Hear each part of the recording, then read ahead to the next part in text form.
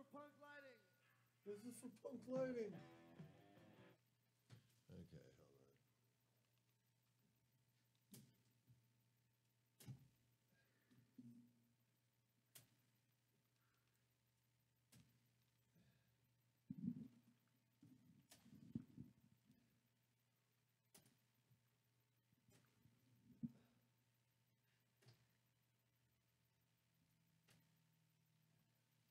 Dan. Yes. Oh, yeah. Talk. Go test 1 2 1 2. Test 1 2 1 2. Oh, okay. That's the. All right. Hey, come in, dude. All right. Have a seat right there. I'll go down. Detroit, man. Detroit. Pleasure. Have a seat, kid. We're gonna have an effects guy calling in about 7:15. Don't go anywhere. We'll talk to him. You can jump in, talk to him if you want, and then we'll come back to you. Okay? Yeah. Well, effects guy, director. He did all the makeups of Apocalypto for Mel Gibson. Oh wow. He did the Passion of the Christ. He did the Watchmen. The Watchmen. Yeah. So he's doing all the live makeup stuff. This is a guy that I thought was very attractive. Yes. Did you ever think about being a model? I thought we were having a model on. On your head. Here, your phones are these ones right here. That's his. Wait, he's got. Yeah. Am I wearing the right ones? Remember yours. Okay, you are on number 4. Yeah, and put your mic right up to your mouth. Right here, up to your mouth right like here, this. this whole- Yeah, and Right where the arrow Wow. points. That's what it sound Yeah. like? Okay. Yes. Love your Okay. parents, not us. Jeff, are you ready? Let's see. Oh, I got this. Whoa. Okay, on your marks. My live stream ain't working. I got to go to my phone company. It says low network connection. That's fucking bullshit. Oh, what are you using on there on the phone? What is that like? T-Mobile, isn't Trying it? to hook using the Wi-Fi. Oh here. yeah. Yeah, and it just. Are you a tech guy? Not so much. No? Not as much as people around me are. You know. Yeah. Yeah. No, I'm a Verizon guy, so Verizon has a switch to that too. Yeah, Verizon. That's a pretty good. pretty good coverage they have. I get coverage all the way up to Reno when I go see my mom. So Same with me when I go to Mount Baldy every Sunday Yeah, you've been going up there with Yeah. with with the Lance and Gary show. Yeah. Have you? Yeah. Every Sunday from 1 until 3 or 4 or so. Yeah, all we're gonna right, t- we're let's gonna- go. 10, 9, 8, 7, 5, 4, 3, 2, 1. We're live.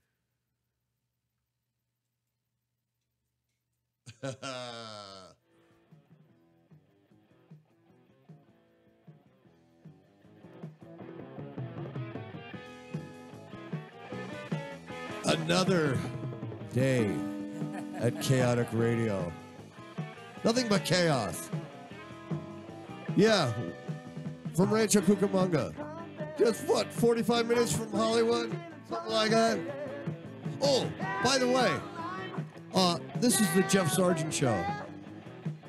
I'm your host. With our co-host, Janky. Morning, boys. Morning, girls.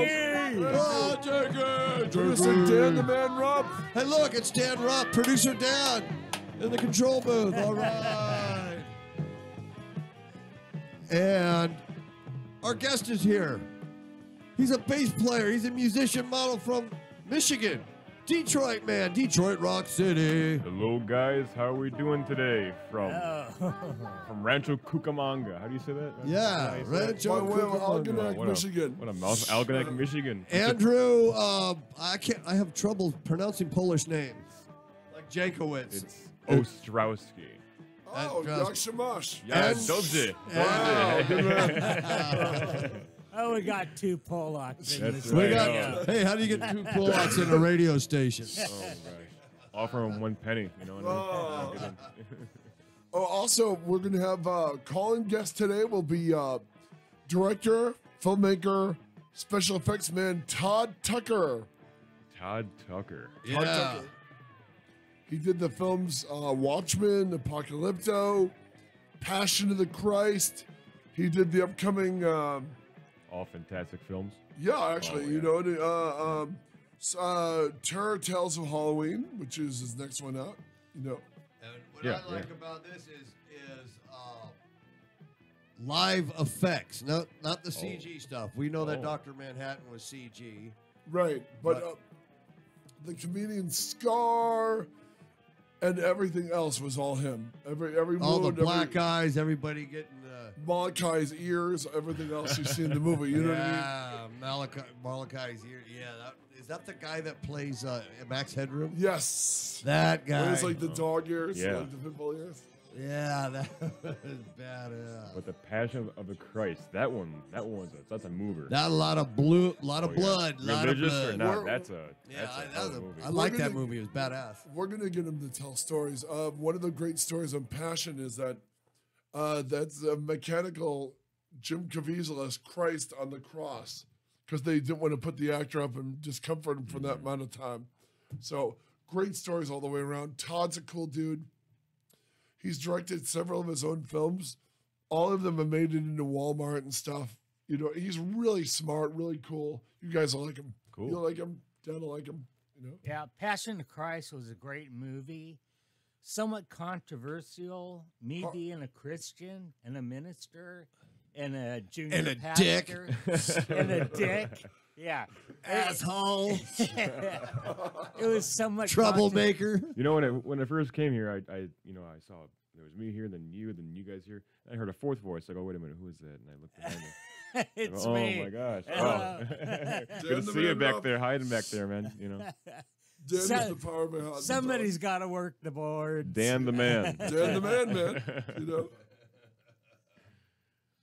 But Yeah, and I like it because it was the accuracy, right, Dan? I mean, just way you described it in the Bible, he would just bloody. I mean, bone, flesh going. I mean, the whips. Yeah, that was all him. The man. flagellator and all that. That dangling was all, skin. That was all Todd's work. Dangling skin Yeah. on that. Now that was a lot of work right there, man. you know, growing up, what year did that come out? What year did that come out there? I want to say it came out in 2006. Oh yeah, to show my age, that was in 6th grade for me. Wow. Yeah, I'm 23 years old. so that You're was, 23. Yeah, Oh, yeah. Man, look at this so kid. so when I was in 6th grade, I saw the few scenes of it, and I just remember never wanting to see it again. It was just so gory.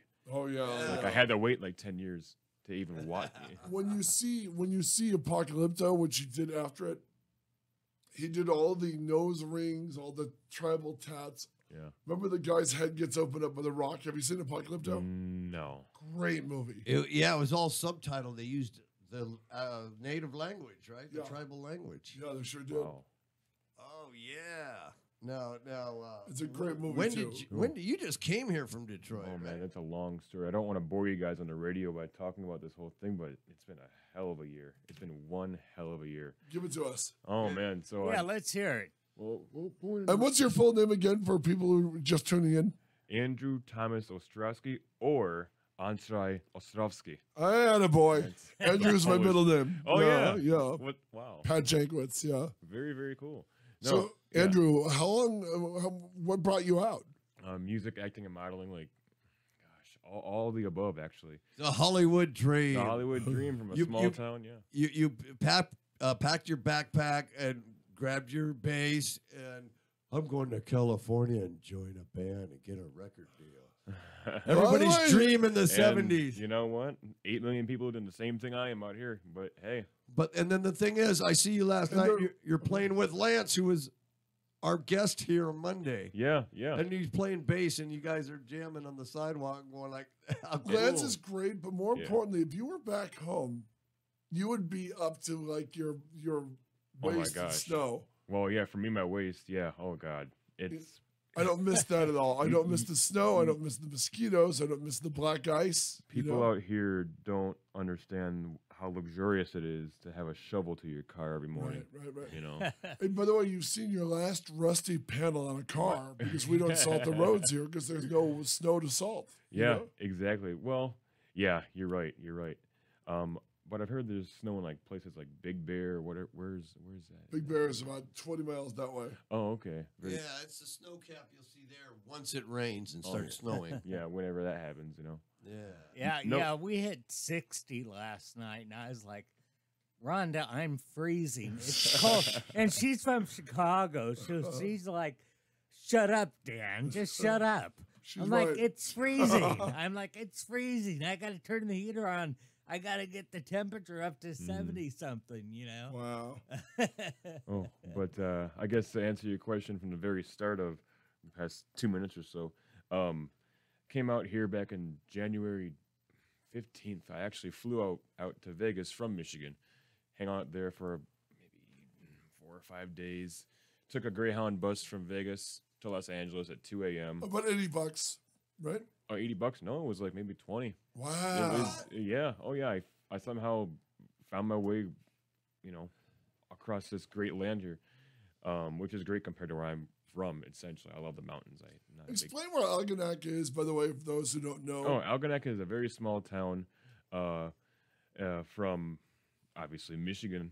It's about 4,000 people. Home of the Algonac Muskrats, where I'm, you know, my high school mascot was a muskrat. I could Remember muskrat? Yeah. I remember in Royal Oak. Yeah. As we grew up in Sterling Heights, we would walk over to Troy, Michigan. Yeah, off of Hall Road there. We would play in the culvert. You know, you'd go, they had culverts, you guys, sometimes above ground, sometimes below. But a muskrat was like a big fat badger to go hopping along, you know. He'd scare the hell out of you if he was running in your direction. Oh, well, if you're in a vehicle, you just kind of, well, I'm not going to talk about that. Yeah, exactly. We don't do that here, buddy. Yeah, not in California, you know. No. Are they hole diggers, a muskrat? Oh, they build dams. They're like miniature beavers, in a way. Well, that's weird, because I don't think anybody really knows. Do they got sharp noses? Oh, gosh. No, I don't even. not really. No. No, actually. But that's the idea. Like, growing up, it was, when I was going through elementary school, was the Fairhaven Foxes. Then it was the Algonquin Owls. So you think it's pretty cool. It's an owl, right? Then I fucking, sorry. Yeah, it's okay, man. We're on We can swear. Chaotic Radio. You could say, you can F-bomb all day long. Then a fucking muskrat walks up in here, you know, and I go, wow, okay, I'm going to be part of the swamp. That's what they tell you when you graduate. You're part of the swamp for life. I go, oh, wow, well, that's why I'm here, you know. It's a cool little town. You guys might dig it. I know you like it.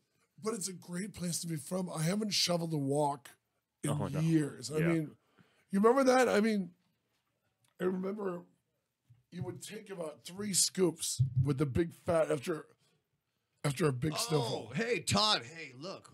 Hold on, you guys.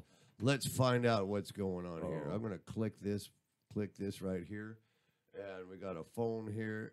Sure. And come in, Todd. Come in. Is this the great Todd Tucker? Hey guys, how's it going? Not Good bad, Toddy. How are you? Coming in Todd loud and Tucker. clear. What's Wow, up, dude? wow. What's going on, man? Yeah, all right, man. How you doing, big guy?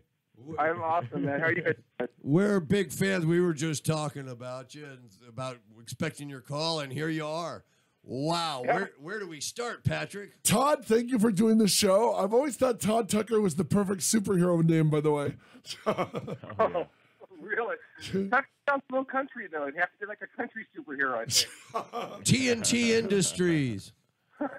Well, Todd, how are you? You completed your new film, The Terror of Halloween. It's been great, man. This whole this last 4 or 5 months, I've been touring around to a bunch of different festivals. It world premiered at Fright Fest in London. Wow. And then, yeah, it was awesome. And it was so cool, too, because we were on the IMAX screen, and apparently it's the second biggest screen in the country. I hadn't seen it, and I walked in, and I looked at it. It was like 7 stories high. It was so overwhelming. And then I turned and looked to my left, and there was 900 people sitting in seats waiting to see the film. Wow! Congratulations! I mean, Yeah, it was really cool. And then we went and it premiered at Stitches in Spain, wow! and they had to turn away like 300 or 400 people. It was sold out. People were sitting on the floors, on the aisles. It was crazy. They were loving it. And then we also did a screening here on Halloween night at a festival called the Zed Fest. We won like 7 or 8 awards at that one, and then we finally did the Cinepocalypse in Chicago. So we've just been all over the place having a great time, and the fans are loving the film. So I'm really excited. You got Doug Jones at the same time he's getting all the rave reviews or Weight of Water as the sea monster. That's great, man. Yeah, no, Doug is so awesome too. I mean, Doug and I have been friends for a couple decades, I think now. But Wow. I was working on him on a movie called Ouija, Origin of Evil. And we were doing him up as the creature, and I said, "Hey, Doug, I hate to do this to you, but I need a favor from doing this movie. Would you please do this part?" And he's like, "Of course, of course." I'm like, "Oh my God, it's so cool." So, and Doug was amazing in the film. He plays two different characters actually in the film too. Tell us. So he played a human character as well as the creature? No, he actually plays two different creatures. Oh, wow. Wow. It's kind of weird because originally the lead creature, I have like a dozen creature characters in this movie, all practical creatures. But Wow, the great. original character, that's the main villain of the character named the Trickster, was originally an animatronic puppet. And it looked really, really cool. And I had Kevin Carlson puppeteering it, so I had the best puppeteers, and it was really cool. But when I was editing the film, it just didn't fit the film because the rest of the film was so dark, and then this character was a little bit too whimsical, and it wasn't quite connecting with my lead character. So I had Doug playing this creature called the Scarecrow in the film, and everyone was flipping out at how cool that character was.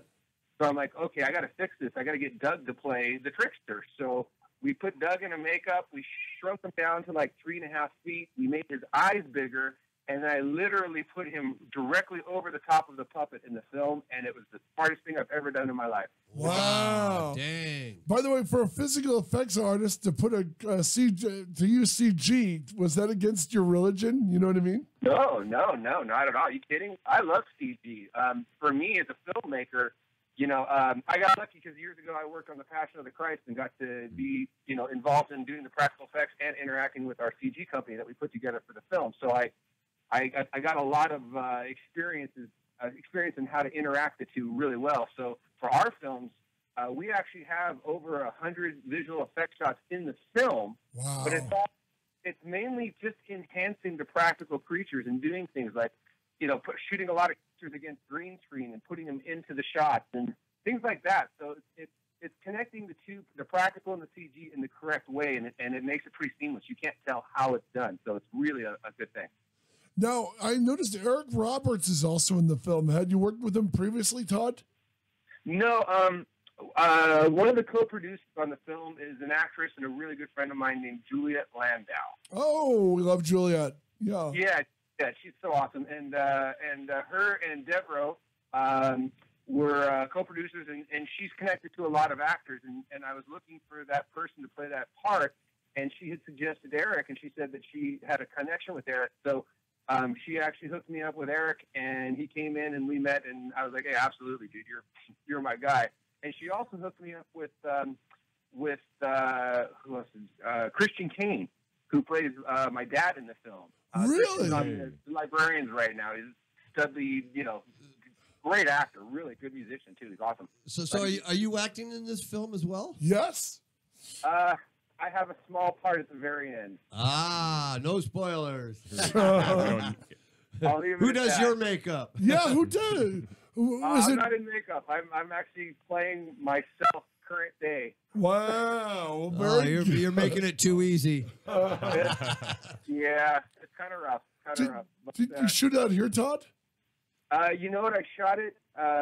We have our studio, our Illusion Industry studio in Burbank. We shot probably about 50% of it in our studio, and then I shot a lot of it up here in Santa Clarita. I took over my neighborhood because my neighborhood looks very dated. It was built in the mid 60s, early 70s. Oh, so, perfect. yes, and the film actually takes place in 1981. So the neighborhood and the houses and everything fit perfectly. It's actually based. You guys will appreciate this. It was actually based on something that happened to me when I was a little kid. When I was like 13 years old, I was that weird nerd little kid making monsters in my garage, and I had a crush on this girl at the local 7-Eleven where I used to get my Fangoria magazine. Hey! Right? Fangoria. Yes. Ah, cool. And I went in there one time, and I finally got the nerve, and I talked to her, and she spoke to me for about maybe 30 seconds, but she was like 18 years old. I'm 13. She was way out of my league. It was never even in the cards. But as I left, as I left, her 18, 19-year-old boyfriend came in. She made a comment I was a cute kid. He came back outside when I was reading the magazine, and him and the two buddies beat the crap out of me.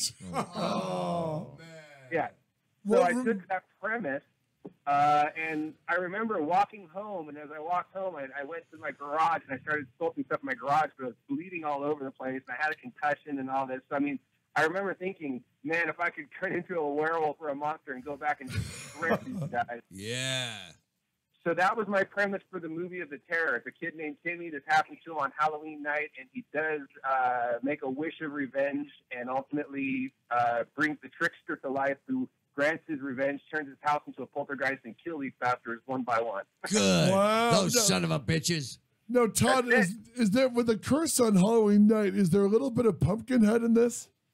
You know, the thing is all the creatures and all the characters that we built for this, I wanted them to all feel very 1980s genre. You know, that was really important to me, that it really felt like what inspired me, which was like, you know, Halloween and Pumpkinhead and Phantasm and, you know, Nightmare on Elm Street, all these great movies. So Night of the Demons, you know? That felt like that. And the creatures were all designed by Martin Askels, who's my key artist at my studio for the last 15 years or whatever. We basically sat down and I explained to him the story, and we came up with all this great stuff, and then he went and designed all the characters and made all the characters with our team. So I kind of stepped back and focused on the story and the production while Martin was putting all the characters together, and it turned out awesome. Wow. Now, have you been with the studio Illusion? Is your uncle still doing it with you? Yeah, Ron Halvis is my business partner. We're doing really well. We got some TV shows, we got some movies. We're actually about to sell a television series, which will keep us really busy.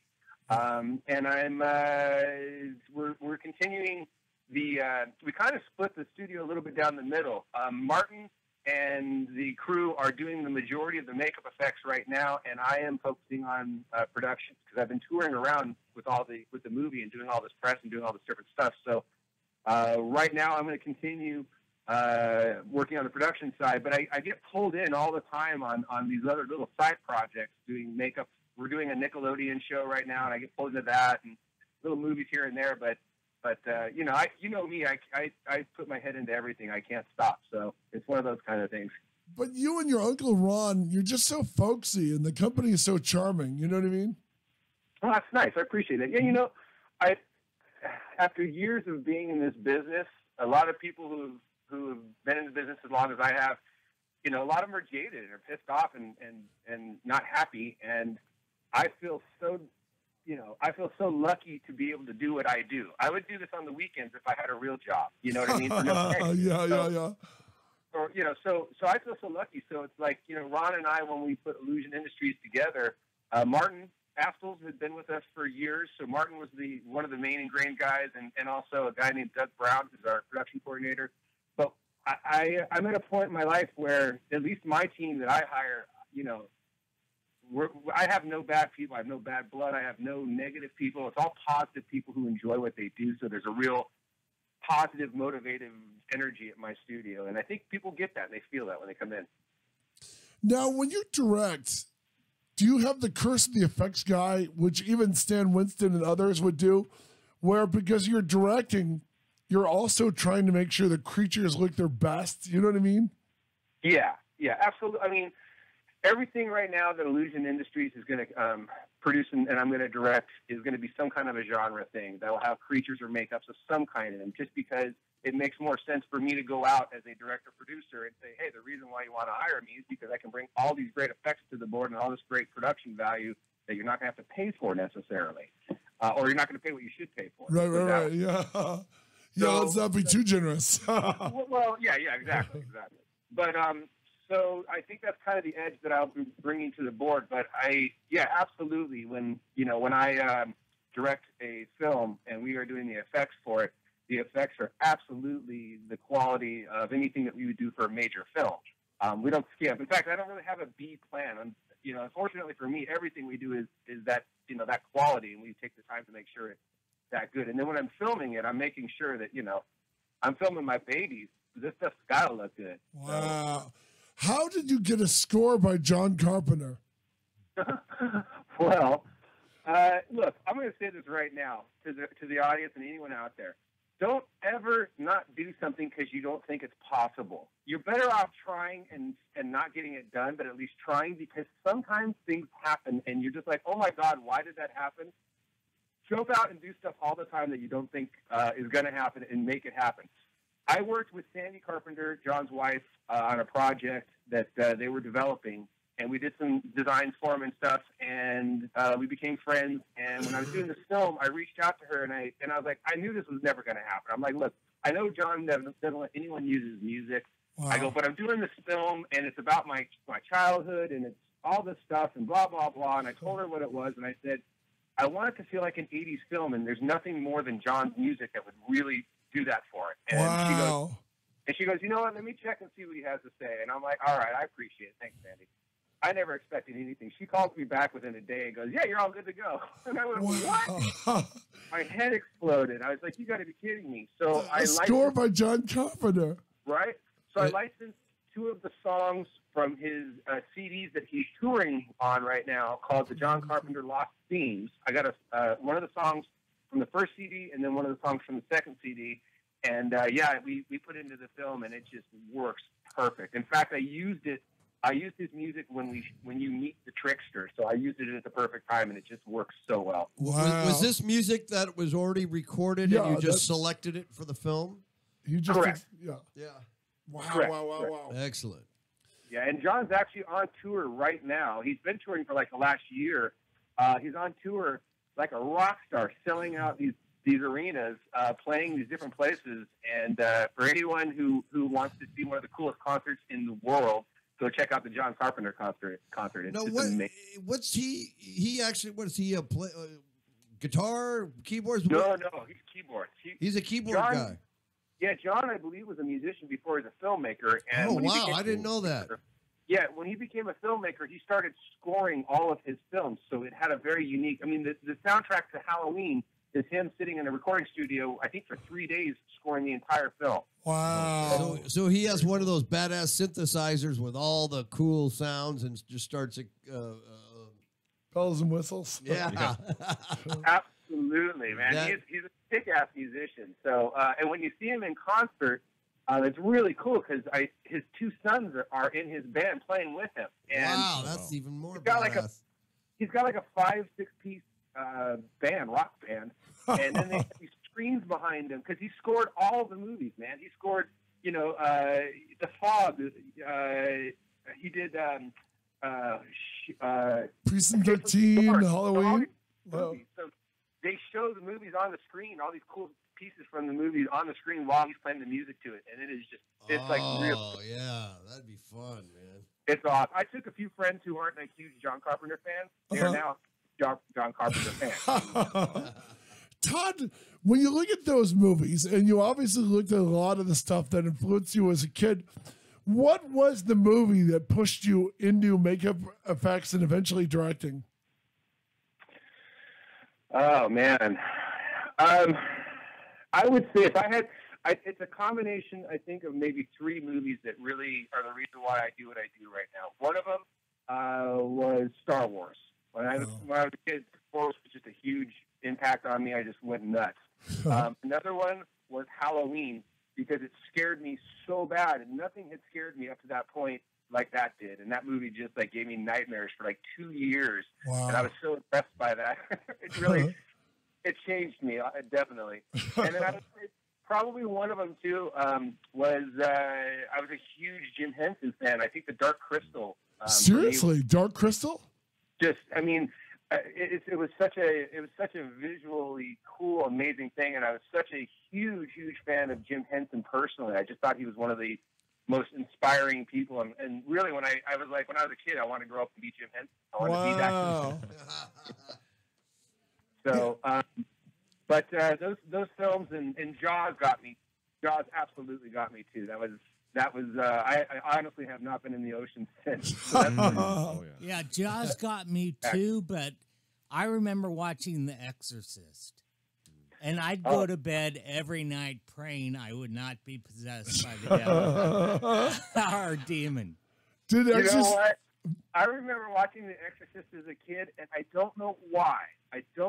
But it didn't have that horrific effect on me like everyone around me was experiencing. I thought it was cool and scary, and I loved the makeup. It was so cool, but it didn't, for whatever reason, it didn't freak me out like everyone else. And I was like, gosh, I want to get scared, guys. Wow. What am I missing? What was the first movie you worked on as a pro, Todd? I think one of the very, very first movies I worked on when I moved up to Hollywood was a movie called The Guyver, which was directed Wait a by... minute. Wow, Steve I got a Wayne. story for you, Todd. Oh, actually, no, I'm sorry. It's not The Guyver. It was Guyver 2. It was the second Guyver. Dark It was Hero. I was on set of that. I met Jimmy Walker, and they were filming. His name was Lister. He was this monster. Yeah. Filmed down in the L.A. River. I went on several sets. Steve Wang. That's when I met Yeah. Steve Wang, and my friend Johnny Psycho. He was one of the. Yeah. You know Johnny, don't you? Yeah. Oh, yeah. No, Johnny, Steve, and Matt Rose were all, and myself were all, we all lived in Northern California, and we used to get together and make creature masks for all of the big movies that were coming out for the theaters. We would literally show up at the Century Theaters in San Jose in full Dune costumes. Oh wow! Wow. And Wait, do a skit.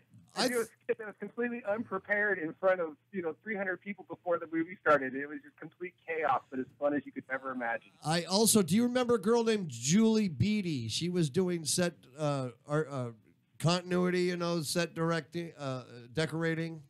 You know what? I actually didn't go on set for the film. I was in the studio working with Steve and the guys. Oh, okay, yeah, Wow. yeah. Johnny Yeah, Johnny Psycho invited me.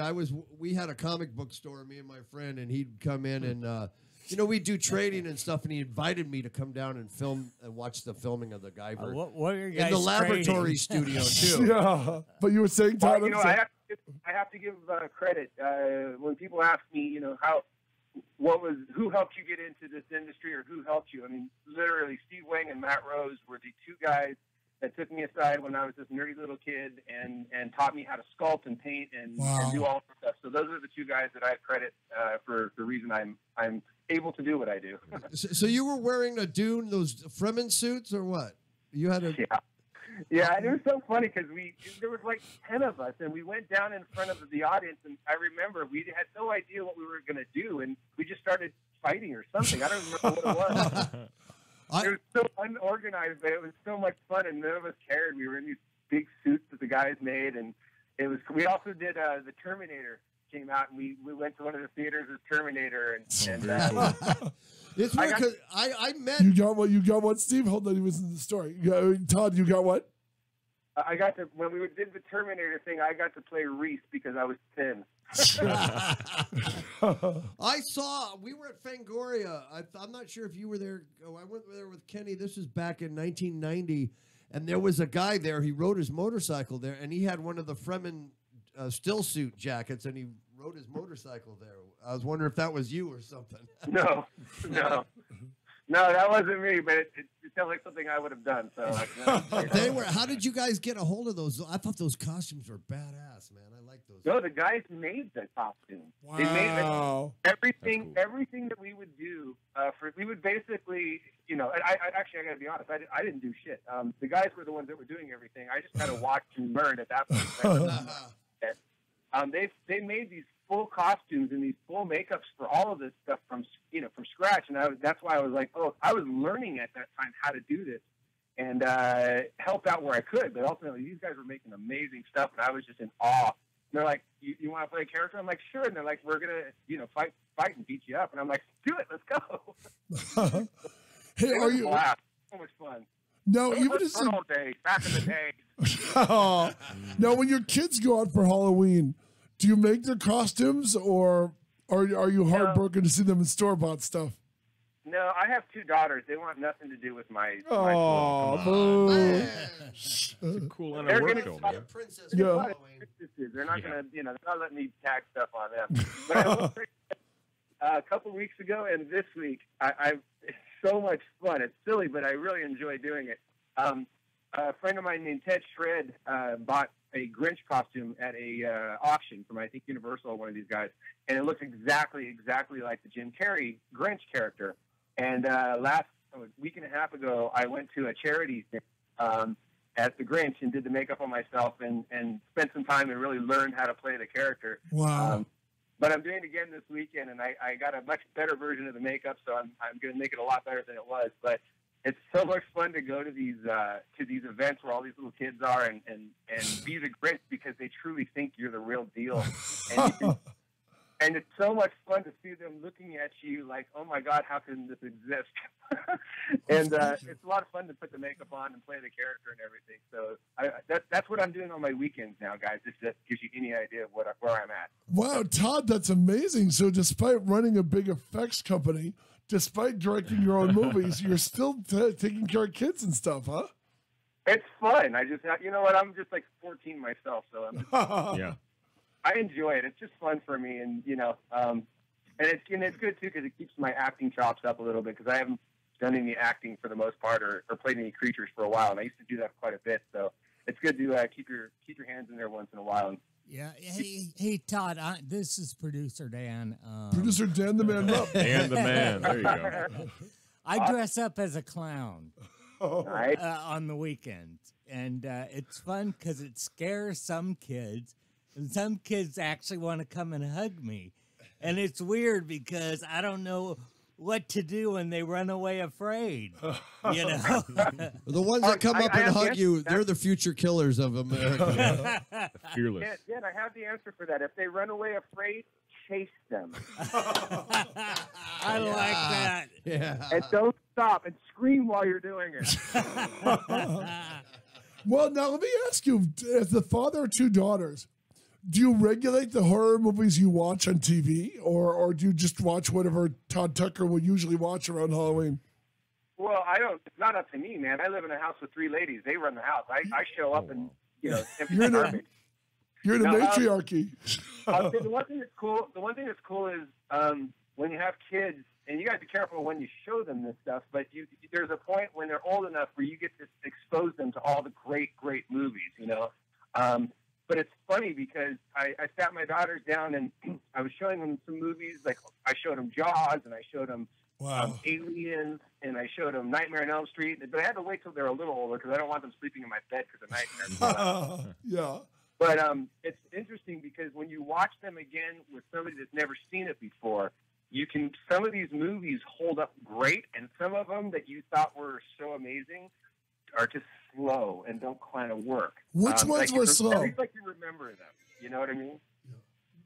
Now, Todd, which ones were slow for you? When watching them again through the eyes of your kids, which ones creaked a little bit? Well, I hate to say it because it's one of my favorites, but I was watching The Dark Crystal with my kids, and they just started getting bored and falling asleep. And I'm like, guys, you gotta pay attention. You gotta pay attention. And they just didn't. That was my reaction from the get-go. I didn't think anything good about Dark Crystal after the Jaws 3D commercial before the film. Yeah, it's true. But that one for me was, and I get it. It's slow pacing for that film, but it's like, it's hard because some of them pacing wise, they hold up, and then some of them it's a little harder.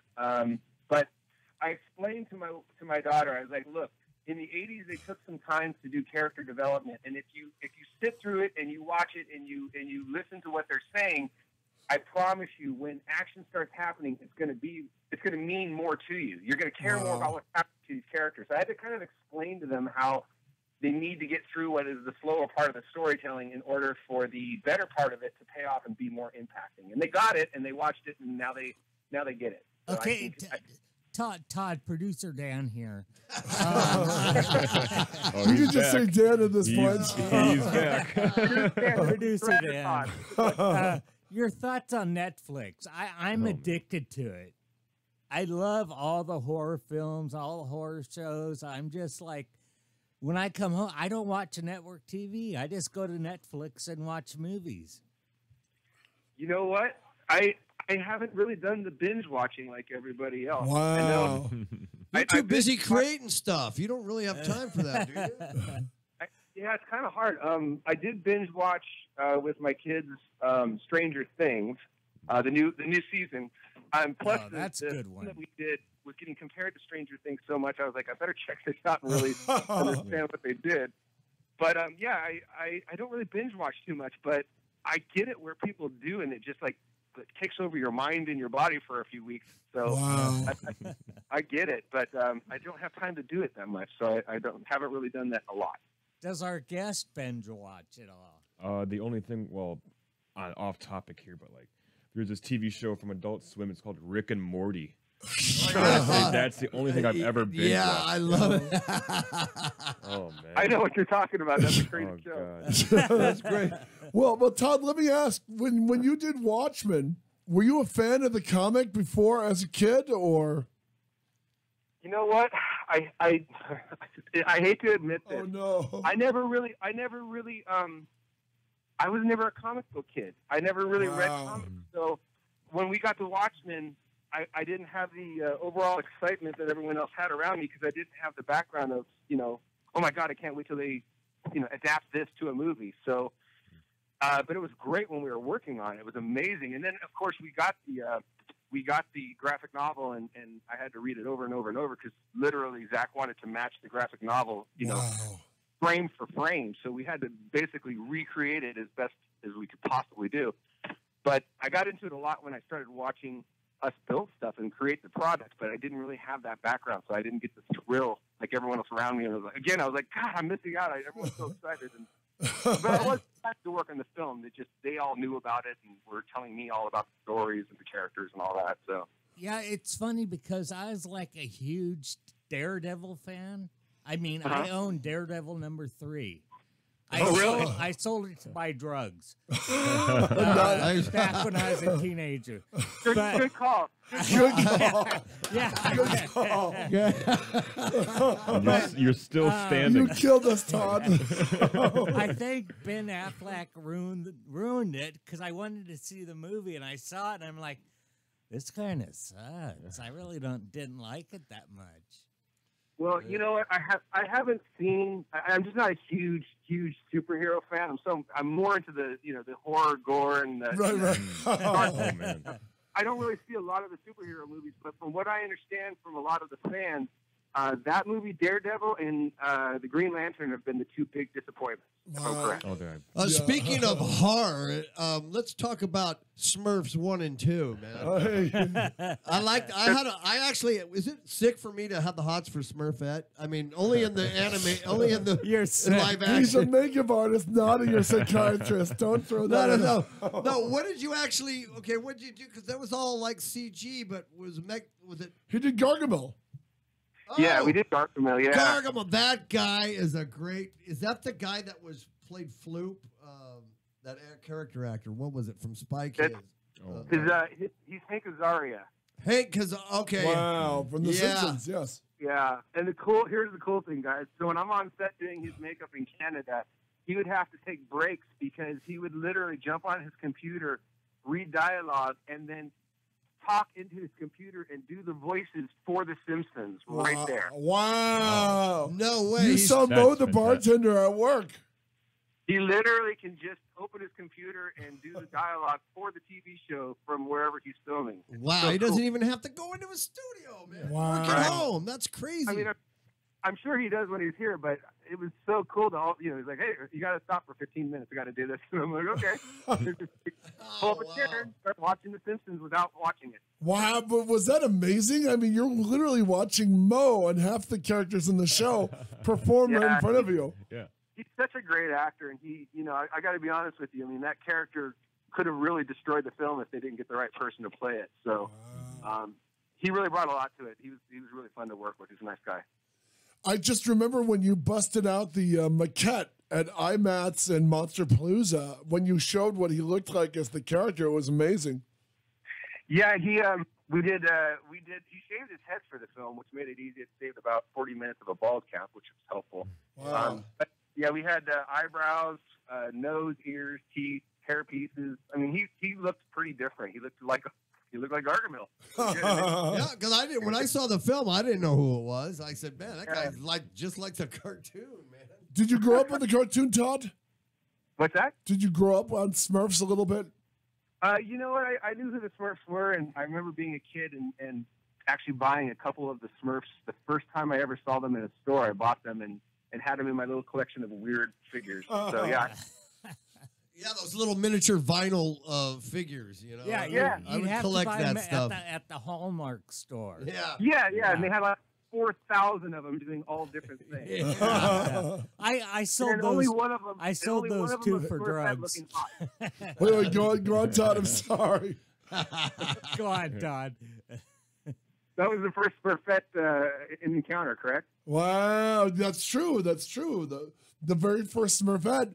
In fact, of all your work, what are you proudest of, creature creator wise? What creature of yours that you brought to life do you think, oh my God, that's our best? You know, one of the most effective makeups that I've seen happen, and this is, you know, here's the thing too, guys. You guys know this, but let's just make sure the audience realizes it. Anytime if an effects company does effects for a film, it's like 5 or 6 different people putting it together. It's never one person. So it's a team of artists that always, you know, sculptors, painters, mold makers, all that stuff. So I think probably one of the best finished pieces that I remember being part of was the Verger makeup on Gary Oldman for Hannibal. Oh, that's right. He was very disturbing looking. He was very creepy. It was so disturbing in person that literally it was kind of like staring at a burn victim, and it's like you couldn't stop looking, but you felt really bad. And I had to keep reminding myself that it was Gary in makeup, but it was like medically disturbing. So it was really effective, and in the movie too, I thought it worked really well. You know, I have to ask, by the way, Doug Jones, I think you guys did him up as Mason Verger as well in case Gary couldn't handle it. And you never used Doug in the movie, right? No, poor Doug. I know that was probably one of the harder experiences for him. We would put him in full makeup so that Gary didn't have to shoot every single thing, like, you know, over the head shots or even over the shoulder and stuff like that. But Gary is such a hardcore method actor that he literally wanted to be, you know, in every single scene to make sure that the vibe of the character never changed. So Doug was there as a safety net in case something happened or Gary, you know, wanted to take a break, but Gary never did. He just did his thing, and he's that guy. Wow. Yeah. Greg Canham and Gary, I guess, and you guys have gone way back with him, right? You guys have done several creatures on Gary? Yeah, I mean, my first experience working with Gary was when I worked with him on Dracula, back Bram Stoker's Dracula. And then we did, after that, we did, then we did Verger, and the new makeup that he's wearing too on Darkest Hour. That looks killer. That looks amazing. So Gary's really good with those makeups too. I mean, he's able to literally bring those characters to life with those makeups. So I mean, he's the right person to put them on for sure. Wow. But you worked with Doug every day, getting him into the makeup. Was that the first time you worked with Doug? I've worked with Doug. The very first time I worked with Doug was on a film with Steve Wang that originally was called The Tooth Fairy, and it turned into something called Darkness Falls. Which my God! You worked on Doug. That's right. You did the tooth. Wow. No. And we shot Doug as the creature, and then they switched the whole movie out, changed it from The Tooth Fairy to Darkness Falls, took Doug out of the movie and created something else. And I don't know what happened with it, but it was a whole different thing. So Doug and I and Steve were over in Australia for 3 months making that film, so we definitely got to bond pretty quick. And Doug is just such a sweet guy. Oh yeah. And then I was heading up the creatures for a movie called Monkey Bone, and I did makeup on him. Monkey Bone. That's where the Jankowitz brothers. Donald's in that. Donald's one of the creatures. My brother's one of the creatures in that for you guys. Both your brother, Donald and Steve. Yeah, right? yeah, they're both in that. Yeah, that zombie and creature. Oh yeah. Wow. We were all hanging out on that one. No, Todd, is it amazing to do? Because I just thought of a story. Because as a Fangoria writer, Darkness Falls, they changed the creature around, but they brought out action figures of your creature when it was the Tooth Fairy.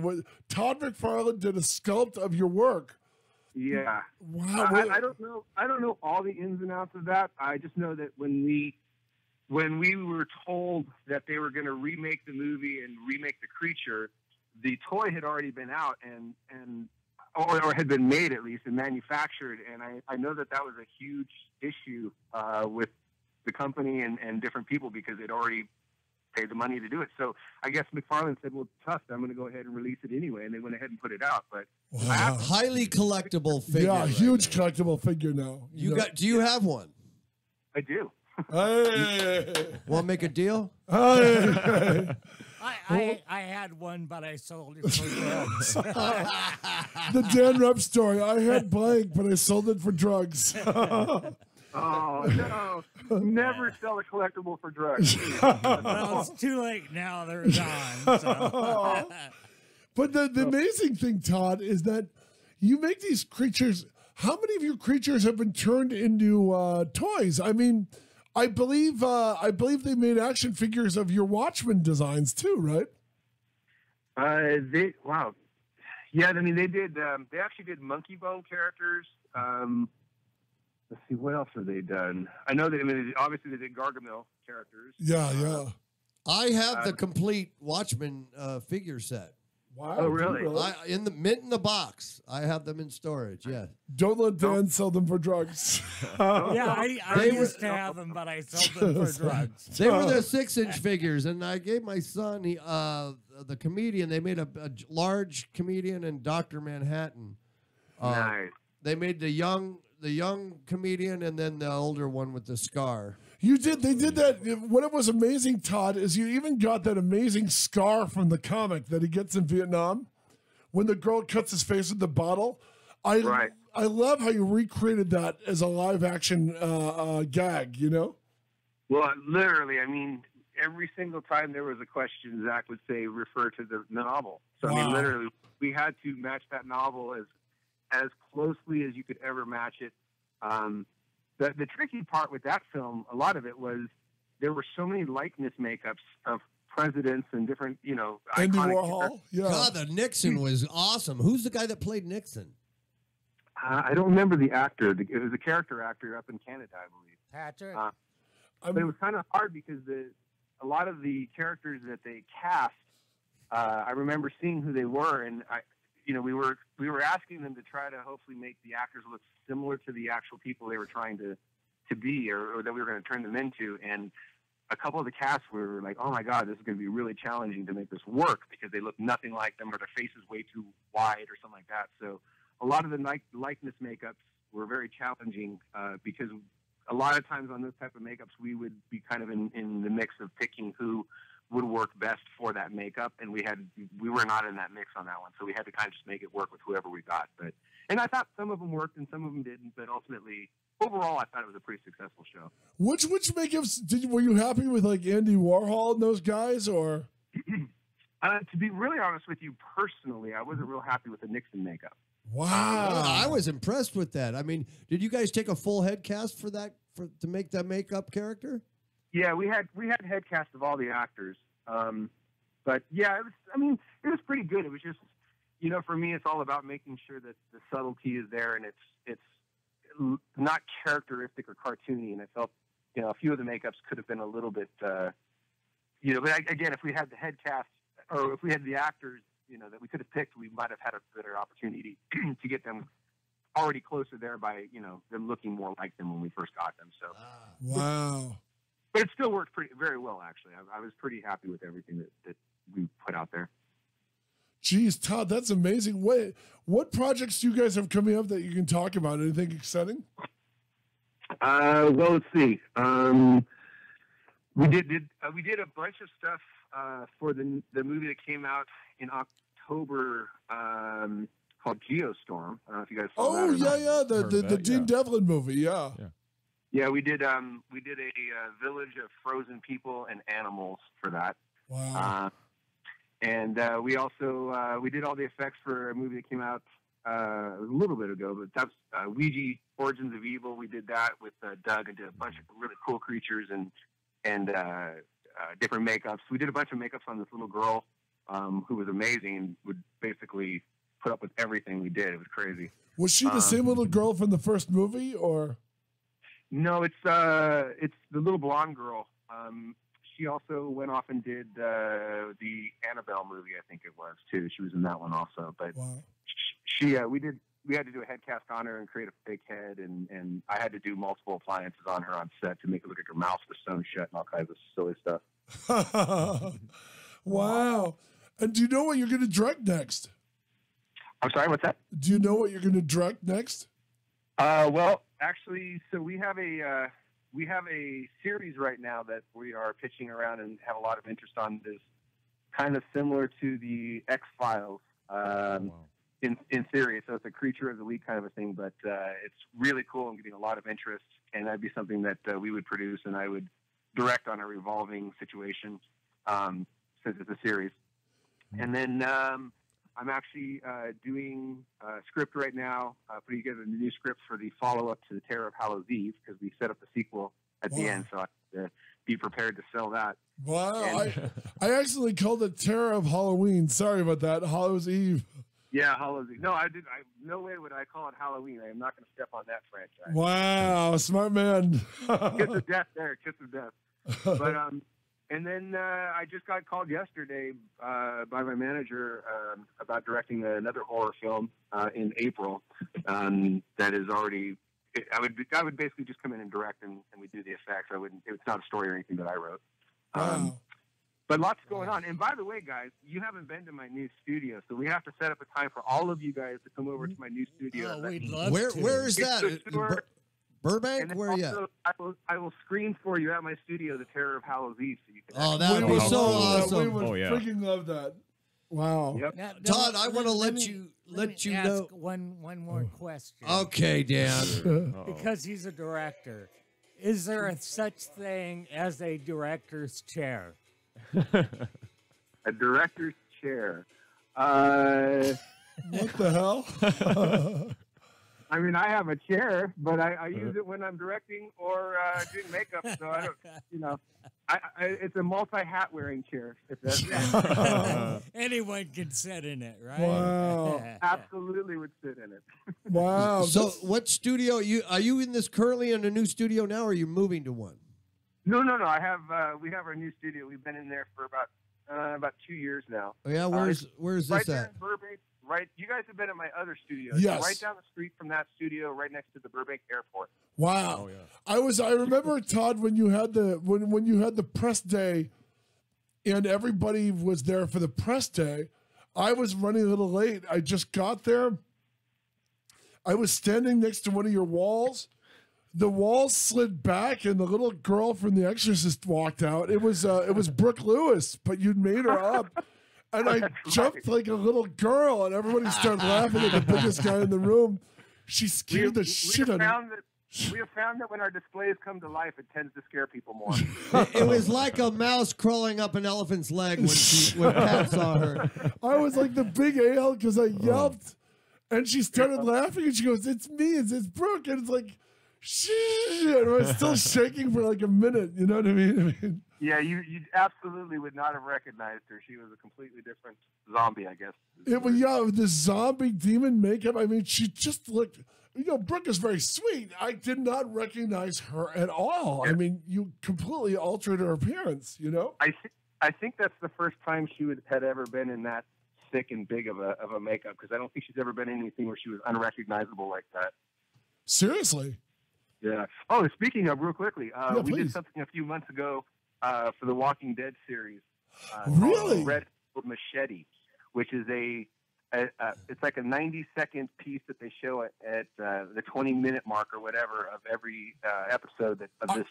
Wow. I just saw it on Sunday. That's the zombie with the machete dug deep into his chest, right? Yes, it's that red-handled machete that was part of the actual show, but they did like this little spin-off thing called the red-handled machete that you can actually see it on YouTube also, but they came to me and asked me to make the design or the creatures for that, and I was like, well, okay, that's fine, but we'll make sure that we, completely follow the designs by Greg Nicotero and his team, so it looks completely the same as best we can. Wow. So we created like 27 different creatures, zombie characters for the show, and one of them, they were like, hey, we got to actually machete one of them down the middle, And I go, when do we shoot this? And they're like, a week and a half. And I'm like, okay, well, that's going to be me then, because we don't have the time or the money to. You're the zombie with the machete in his chest? Yeah, so if you go online, you can see I get macheted right down the middle as a zombie. Wow, I rad. just saw that on Sunday's episode. Todd, that's amazing. I didn't know it was you. So you take a real. No, it's not. It's actually not in the actual show. It's when they're breaking to commercial, and they have like this little short that they show that's kind of like a spin-off story. That's from what the they showed. They showed it during the commercial break. Yes. Oh yeah, okay, then yeah, that's the one. Wow. So this is a real machete and you put a plate on it and it's strapped to the body, then makeup put around it. Is that how that works? Or No, what happened was, so I did the makeup on myself. I walked into the shot. They mimicked having a machete come down on my head, and I reacted as if the machete had split me down the middle. And then I made a full dummy of myself. Wow. That actually split down the middle. It had wires on the sides of the head that you would pull, and it would literally split down the middle. oh, I see how that works. Yeah. That's And clever. then blood would shoot up, and the usual stuff. Was it weird? Because, I mean, you're taking the Greg Nicotero School of Zombies. Was it weird to follow a guideline for another zombie instead of just free balling your own zombie? No, because the zombies that Greg and his team made are awesome. I mean, they're great. So They I mean, are. to follow that design was a privilege. That was Wow. cool. Yeah. No, I mean those things are awesome. They look great. That's as good as it's going to get. So we tried to do justice to the team and give them something similar to it, so it didn't feel like it was disjointed from the story. We wanted to make sure it just felt like the same type of thing. That's amazing. That's it. I didn't realize that was you. I saw that exact zombie on Sunday during that. They ran it during the commercials, like you said, around the 35 minute mark. Yeah. They go, and now it's time for another episode of the Red Handled Machete, brought to you by Taco Bell. Yeah, my brother Don leans over while we're watching it, and he goes, "This is not going to want to make anyone eat because it was so gross." Yeah. Having Taco Bell attached to machete killing doesn't kind of really work. It was a unique approach to things. No. Yeah. that was a lot of fun, though. That was pretty cool. Wow. Todd, thank you so much for coming on, man. We love your work. You're very welcome. You guys are awesome. Every time I see you guys, it's so cool. And again, take me up on the offer. We'll have pizza and watch a movie and show you the new studio. I got all kinds of great displays. In fact, I have a full Terror of Hallows Eve display. And also, too, if any of your audience goes on Google and puts in the Terror of Hallows Eve, there's literally like 35 pages of interviews and reviews from the different festivals. Wow. And there's all kinds of stuff online at the Terror of Hallows Eve, Facebook, Instagram, all that stuff. There's so much stuff out there on the film because people are talking about it so much. So it's really cool. So Pip your website. Where can we watch the clip? Is it Tales? Give us the whole website address so our viewers can watch it. Listeners. It's the Terror of Hallows Eve.com, the Terror of Hallows Eve, Facebook, Instagram. All one and then word. you can also go on illusionindustries.com and Facebook or Todd Tucker Facebook.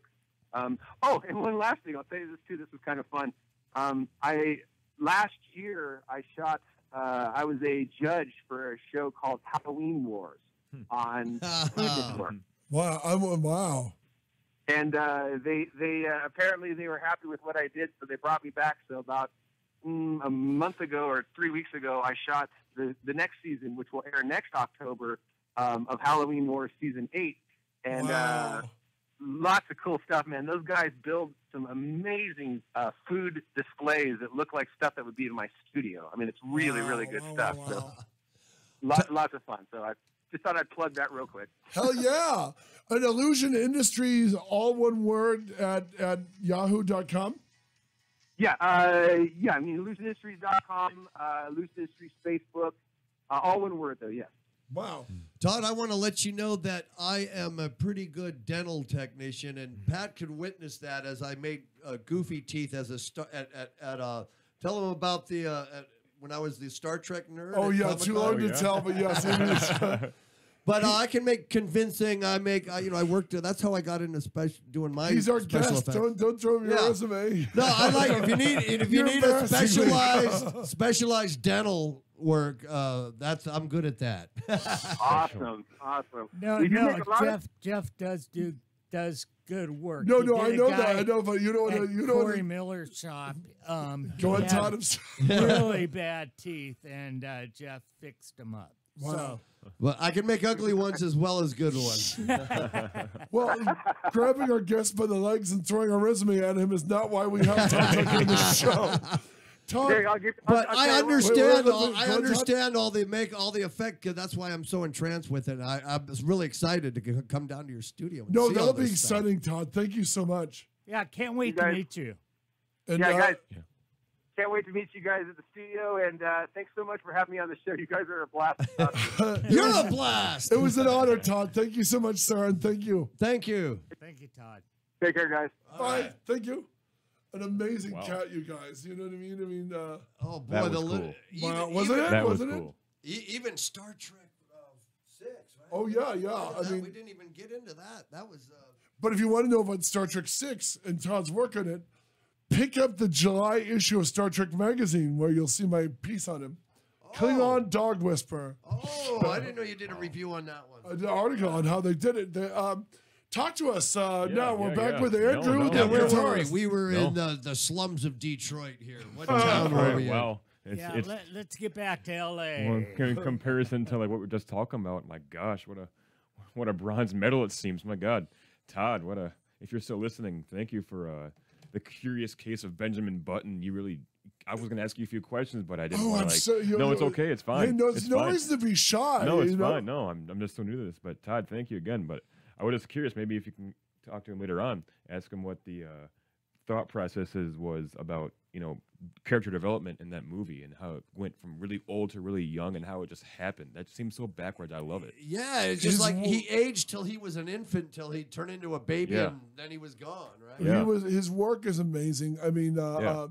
when you look at Todd's stuff, it was, you know what I mean? I mean, it's just, and he's big on physical effect. And you heard what he said. Yeah. He's not afraid of CG. He will do makeup effects that will march up and Yeah. beat Yeah, and the effects. combine them together. Yeah. and that's amazing. And with seamless, Yeah, the molecular adhesion of a physical effect that will hold up and, Yeah. and adhere to a CG effect. You heard he wasn't afraid of it. I mean, Yeah. some effects artists despise CG, but others look at it as a tool, Yeah. It's when people get too comfortable around CG where they use it for everything. Then you have a Tom Cruise movie where a freeway is blowing up, but nobody's really reacting like they Yeah. would as if it were a freeway blowing up. Yeah. Wow, What? wow. So what Anyways, brought you out? yeah, what yeah. brought you out from Michigan? No. Because So you're an actor, model. What are you doing? Like Uh, posters? I looked on your Facebook page. What you see? Got another gig? Got another gig? No. Oh, gigs. I got gigs. Are these magazine things or what? No, well, they're just small Yeah. upbringing gigs. I got one every Sunday in Mount Baldy from 1 to 4 p.m. With the Lance and Gary show. Yeah. You guys know Lance and Gary? They were Yeah. just here a yeah, couple they days were ago. just here, yeah. Yeah. I think I'm sitting where Gary sat actually. I don't know. No. Gary sat there. Lance was right there. Yeah. Well, no, they're a very cool bunch of guys. So I'm playing gigs every Sunday with them. I also play with Lance every Monday, Tuesday, and Thursday in Monrovia in front of Cattywampus, right by the Kokorian Theater there. And we play classic covers right now, some originals. I'm not sure if you heard anything from Lance. He plays songs like Cinnamon and California. Really, really, really good songs. Oh yeah, we Yeah. played that California, that one rap song, the one that he just started making up. that funny one. cowboy rap or something. Yeah, that was great. Oh, he showed me the video last night, and there's Gary in the background like a zombie going with his mouth wide open, just Yeah. like, I love Gary. He's a funniest, most talkative guy. He's Yeah. the seriously not serious guy. I know. Yeah, I heard stories about him like being dressed up in like a diaper and playing on stage or something like that. You should have seen him in. Have you watched any Dred Zeppelin videos? Oh yeah. And he's like there, the shirtless dude Yeah. with the Yeah.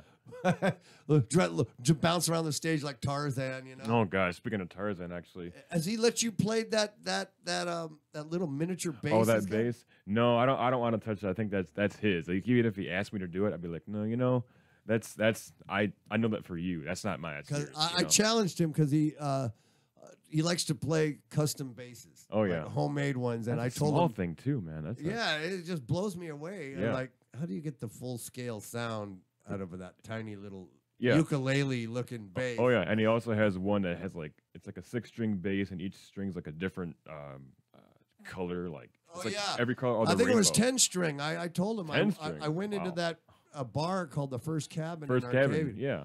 and he was playing it. First time I saw He's him. playing tonight. Oh yeah. Tonight, yeah. Oh there. 9 until 1 in the morning or so. Oh wow. Every yeah. Wednesday he plays there. Yeah. Yeah, that's why it's hard to get him up in the morning. Oh yeah. He's a serious musician. Exactly. But I was Yeah. saying gigs, like what kind,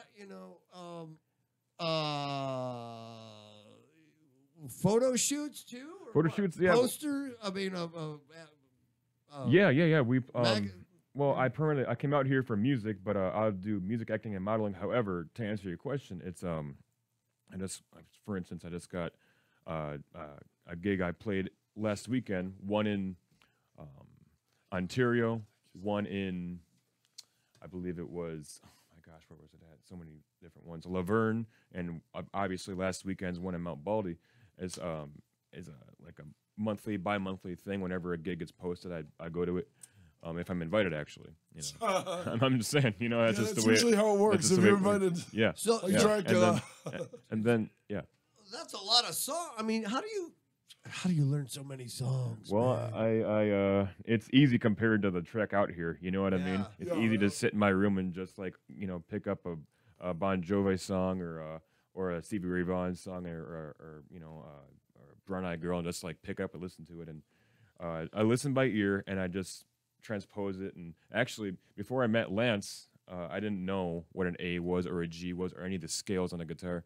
And after I met him, he was able to essentially give me a leisure class every Monday, Tuesday, and Thursday when I play with him, talking all about like the different techniques and styles and. So you're learning a yeah. lot. Oh, I mean, yeah. every time you play with Lance, you're learning. Yeah, I'm up to about. Well, right now it's a slow start, but I'm doing roughly 3 new songs a week. Oh wow, Yeah. that's great, man. Yeah, but I got to do. I got to do more. I mean, I'm at, well, probably, as far as songs I can play with him, I learn about 30, 33 right now. But total, I'm up to 50. But these guys like Lance, Gary, and I think Ben was also here. Yeah. They know upwards of 1,000. So it's like a big. Oh yeah, after those guys, after playing for 40 years, 30 years, whatever, they got quite a big lot of songs. Yeah. I'm lucky. I was asked one time to go on stage because I work the boards, and they said, "Dan, come on stage. You know our songs." I go, "No, I'm just working the board. I can't go on stage." Oh, you play too? Yeah, and they said, "No, it's punk rock. All you have to do is know 3 chords." Yeah. basically. It's only like Cheech and Chong. It's only Yeah. punk rock, man. It's You don't only have to punk know how to rock. play. Hey, remember- You don't have to know how to play rock and roll music. So, do you man. secret, Dan? I don't know that. Do you by yourself when no one's looking pick up a guitar at home? Yes, I have. And okay, that's you don't really tell people about that. No, because I'm bad at it. Yeah, that's what I love. Would you take that same guitar and sell it for drugs? I'm not like Jeff and have a racket guitar and stuff and brag about having my racket guitar. That is kind of amazing. Yeah, a racket guitar. That's all you rock and roll boys. Can you This is play like- an A chord? Can you play an A, B, C? An acorn? An acorn. Can you play an acorn. A? I can. Can you play open chords? Yes, I can. Are you like a Michael Row Your Boat Ashore kind of thing? Puff the Magic yeah, Dragon? I could do a little bit of that, Like if Dan picks it up and No, you could go, la la la. Substitute La, my la, life. la, Did you put in the new one? Did you put in the new La, one? la, Okay, good. La la la la la. La la la la. La la la la. You can do That's that, why we right? don't make any money when Right. Jeff plays the benefit. Right?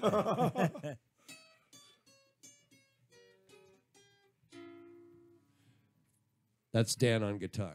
Wow. Yeah, thank you. I was very good. Get off the stage. Send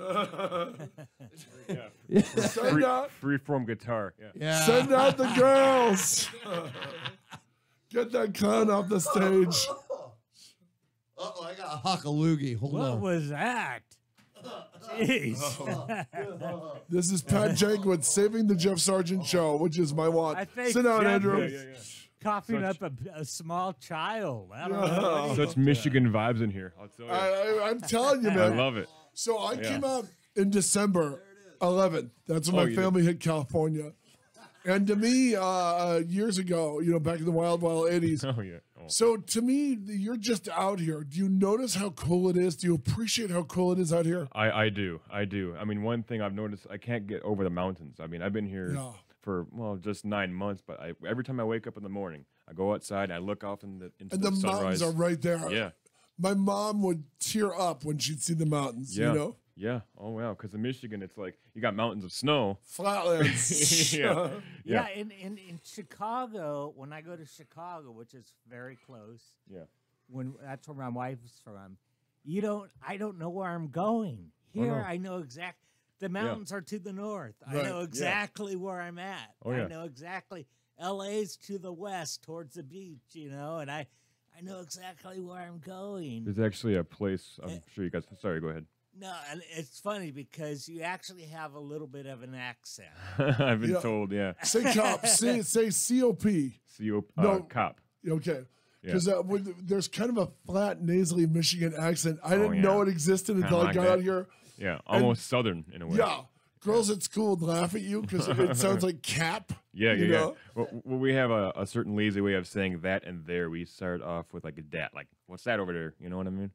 Like people out here drink soda, but you're Pop. from Michigan. That's you drink just pop, baby. Yeah, Yeah, my, oh, mo- yeah, it's my what- wife, Let's go get a bottle of pop. Yeah. Yeah, yeah. My that's Bottle what- of pop? Yeah, I want my a bottle wife of pop. says Yeah. pop, Yeah, because you're in Chicago, which is close to Michigan. Oh Right- yeah, right yeah. next door. 4 or 5, 6 hours away. And actually, living back in Michigan, I couldn't believe how close I was actually living to Niagara Falls and Toronto. I love those cities.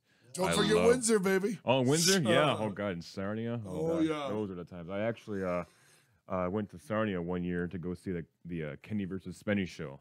Wow. For sure, and those guys are the raunchiest, funniest group of Canadians, minus Norm Macdonald. I love Well, Norm Macdonald's Easily pretty my cool. favorite. Easily, One here's of my favorites.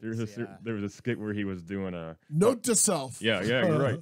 There was a skit where he was talking about like a dog pound. He goes, and I went to the dog pound one time, and I got to that I went to the dog pound and I wanted to spend about this dog was about $600. This big pit bull, a $600 pit bull, and I was looking to spend like a buck or something, you know what I mean?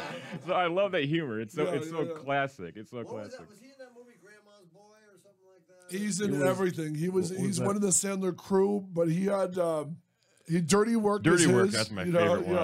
Oh I yeah. remember Howard Stern had him on the show a few times. Yeah. man. Oh my Yeah, god. dry, He opened them up. Dry sense of humor, but great. Yeah. He's really good at it. But he would work quietly towards a really hilarious punchline too. He's very Canadian, very funny. You know, the amazing thing is, he got fired off of Saturday Night SNL, Live yeah. because He wasn't funny, I guess. no. What was happening is Don Oldmeyer, one of the heads of Lorne Michaels. NBC, No. one of the heads of NBC, told them, tell that guy in Weekend Update, who was Norm, Yeah. stop making fun of OJ because he was a good friend of OJ. And when Lorne Michaels and those guys told him stop making fun of OJ, it's going to get you fired, he tripled his OJ jokes. Oh my gosh. He pushed the boundaries there, man. I remember he never let anything slide. He always would push. I mean, back when was he on the early 90s or so? Yeah, You early can get to away. mid-90s, yeah. You can do a lot more back then than you can now. Oh, yeah. You know, now it's a lot more censored. But I always watch like on YouTube. You can find like videos before before it was censored about him talking about I'm not gonna get into it, but it's just it's a very, I guess, quote to this day and age, sensitive topic to talk about as far as witty jokes. It's very cool. Right. I was watching last night. I was on YouTube, and you're talking about YouTube. Yeah. And I was I put up. Me and my wife are really curious on the new Star Wars. So I looked up Bill Murray Star Wars, and it's his lounge song where he goes, Star Wars, those crazy Star Wars. Bill Murray. Yeah. And then all these other Bill Murray things came up, and I go, you can't play half of this stuff Right. anymore, you know? No. I was going to clip and save them and play them on the show, but you can't, you know? It would get us put in Facebook jail. Yeah. Yeah, it's No, not yeah. PC. But the famous, he took the John Williams theme and he screams over it, Close Encounters theme. It's hilarious, you know? Yeah, Bill Murray is just one of my favorite all-time actors. Wow, but as someone who's off the boat, Michigan right now, Oh, Andrew, yeah, off the beat. what amazes you about California now? Oh my gosh, the contrast. Obviously, Michigan's a red state, California's a blue state. And Right. I mean, it's just the idea where if I had my hair this long back home, I'd be deemed a female. Yeah. You know, here I get all the female. I'm just being honest here. That's just how it works. Right. That's a you know? Michigan feeling. You know? Oh yeah. Plus, like here, it's you know, you have this stuff. It's this soda. Yeah. It's called what's it called? Pop. No, Cactus Jack or something Oh, like yeah, that. yeah. Easily my favorite. We don't have that there. Cactus Cooler. Cactus Cooler. Yeah. Screw you, man. We got Verner's. Oh, yeah. Verner's in Michigan Oh, was good. that's fantastic. All right, Yeah. I'm going to ask you, since you're No, fresh yeah, off the please. boat, Michigan, Yeah. when was the last time you went out for Devil's Night, and what did Devil's you do? Night? Oh my gosh. What damage did you inflict? Oh, I didn't really do much. My parents. I wish I could get involved with some. I guess the last thing I did on Devil's Night maybe a couple of years ago was just obviously do your typical house TPing and tree TPing all around the land. You know what I mean? And I thought for a second we had Devil's Night all around the country. No way, man. That You was know? my, That's a that was the Michigan only thing? thing from Michigan. That Yeah. and bumper hitching were the only things from Oh, Michigan I yeah. missed. In Michigan, you Yeah. had what you called when you were a kid. You couldn't drive yet. You had something called bumper hitching. I never heard of that. Yeah, this was this Warren, Troy, Sterling Okay. Heights thing. You would go while the ground was icy. You would grab the bumper. You had this. You had Wait to a have minute. this. in the Oh argument. yeah. You Okay, grab yeah, the yeah, bumper and let the car pull you. Well- Dangerous as hell. Yeah. There's another bumper right behind your Oh my god. and you're hanging onto the bumper, seeing how long you can surf in a standing, crouching position. Grabbing the bumper. And we're just That letting just it sounds pull you. fun. Yeah. It does. And Actually, if you let loose, No, Patrick would take down the bumper. I wasn't that big then. I wasn't that tall then. I was like 5'5" as everyone else is at one point. But bumper hitching was the ultimate. yeah. Every nun at Catholic school when you know bumper hitching. It's like the kid who lost the eye in the snowball fight. Oh yeah. Yeah. You hear about He it over put a here? rock in the snowball and he took Right. his eye out. Right. Well, there was one year, a couple years ago, when it got really cold. So cold, in fact, that the lake I lived on froze to such a thickness to where you could have like parking lots of mall parking lot worth of cars on the ice. And I took my dad's Cadillac on there one year. No, it's not an off-road vehicle. And I got it stuck in the snow about a mile out in the ice, And it was the funniest thing because I don't know, it's a typical Michigan mishap, you know what I mean? Yeah. So I got stuck, and it was me and my friends in the other vehicle. They were driving a front-wheel drive truck, and we get out to this bonfire. There's two bonfires. One was like right at Bonfires. I missed the bonfires, man. on the ice. Well, on the ice. Yeah. Stupidest thing you can do, by the way, because you'll fall 30 feet into freezing cold water Yeah. if you melt the ice. Yeah. What? Yeah, oh, yeah. You guys are crazy, Yeah, man. yeah. We'd take like pallets from like a Ralph's or a Kroger back there, and we'd quote borrow the pallets. You know what I mean for later use to get. Is Farmer Jack still around? No, it Wow. it went away maybe 10 years ago. Oh, or that so. breaks my heart. Yeah, I know, it was amazing. Well, anyways, to go back to the parties there, we call those parties actually here you call a banger a good song, right? That's a banger, Back home we call it a party. So if anyone says let's go to the barn banger, you think what the hell? What Yeah, barn? yeah. You know what I mean? Always banging in the barn. Right. What kind of animals are in there? Yeah. But yeah, so you can get away with a lot more back there, but out here there's more opportunities. So let me ask you this, because I get in on this argument with my wife all the time, being from Chicago. Do you order a beer or a bear? I mean, I just call it a beer. Actually, hold on, Andrew. You said beer. Tell these Philistines when it's a Friday night Yeah. and you want to buy beer, where do you go? The party store. Damn Party Skippy. store. Damn Not Skippy. liquor Get store. over You here. kidding me, man? Party Oh store. my, yeah. And we go Where to the Tim hell's the Hortons party afterwards too. A party store is like, oh my God, Becky's having a party. I got to get my ass to the party store. It's not where you buy like little frizzy things for our parties. Yeah, right? everyone used It'd be to like think, going to Liquorama up here. yeah, with like that. Liquorama. Party store. The great thing is, one of the great movies, one of the great Michigan movies is Pulp Fiction. Yeah. And my brother Don did a video game with Quentin Tarantino.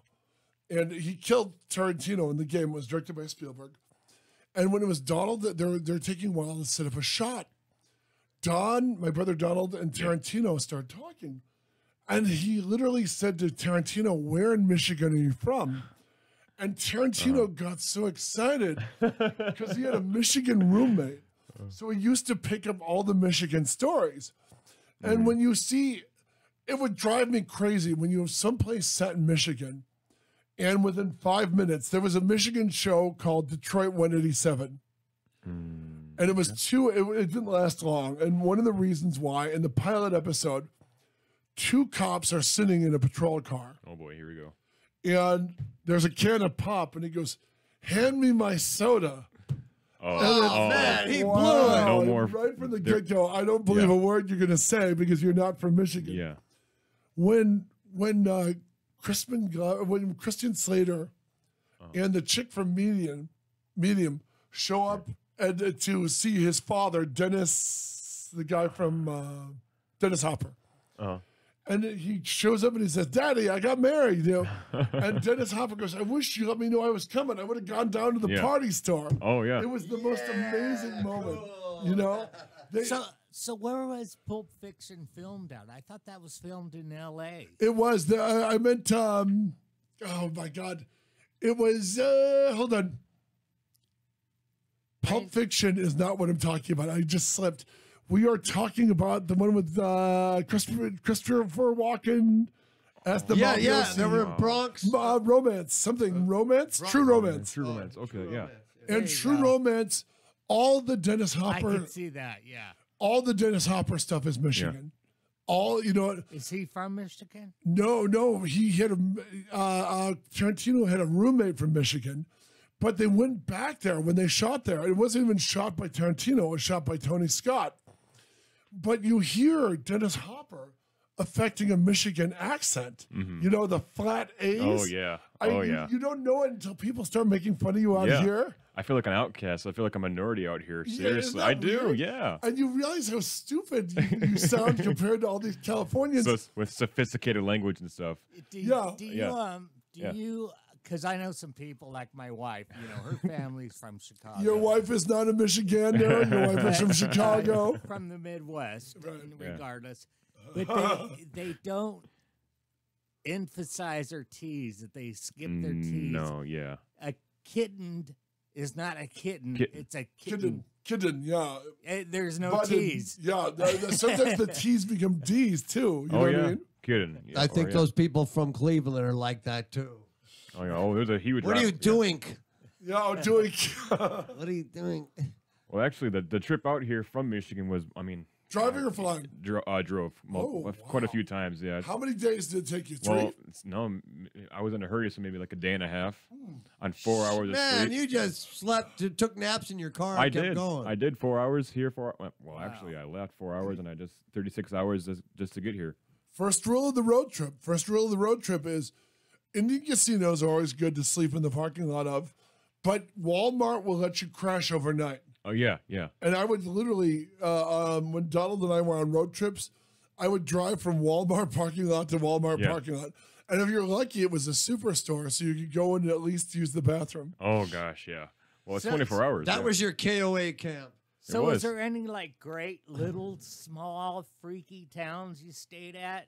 well, you oh, remember? in Michigan, you mean, or around No, here? on your way on your trip. Yeah. Well, there's a place. Within those 10 hours. There's a place in I think it's called Theroux, New Mexico, and it's this little small town. I'm talking maybe 400 people live here, and it's like maybe I'm not sure what interstate I was off of. There's so many interstates that I went through to get here. I'm sorry, you call them freeways here, but or the 210, whatever. But anyways, through New Mexico, it's such a small little village. It has like one bus for the entire school. It has dirt roads everywhere that go off for miles into the canyons and mountains and quarries they have there. And I slept there overnight. Actually, the way I found this place was that I was just so tired from driving, I had to get at least 4 hours more of sleep.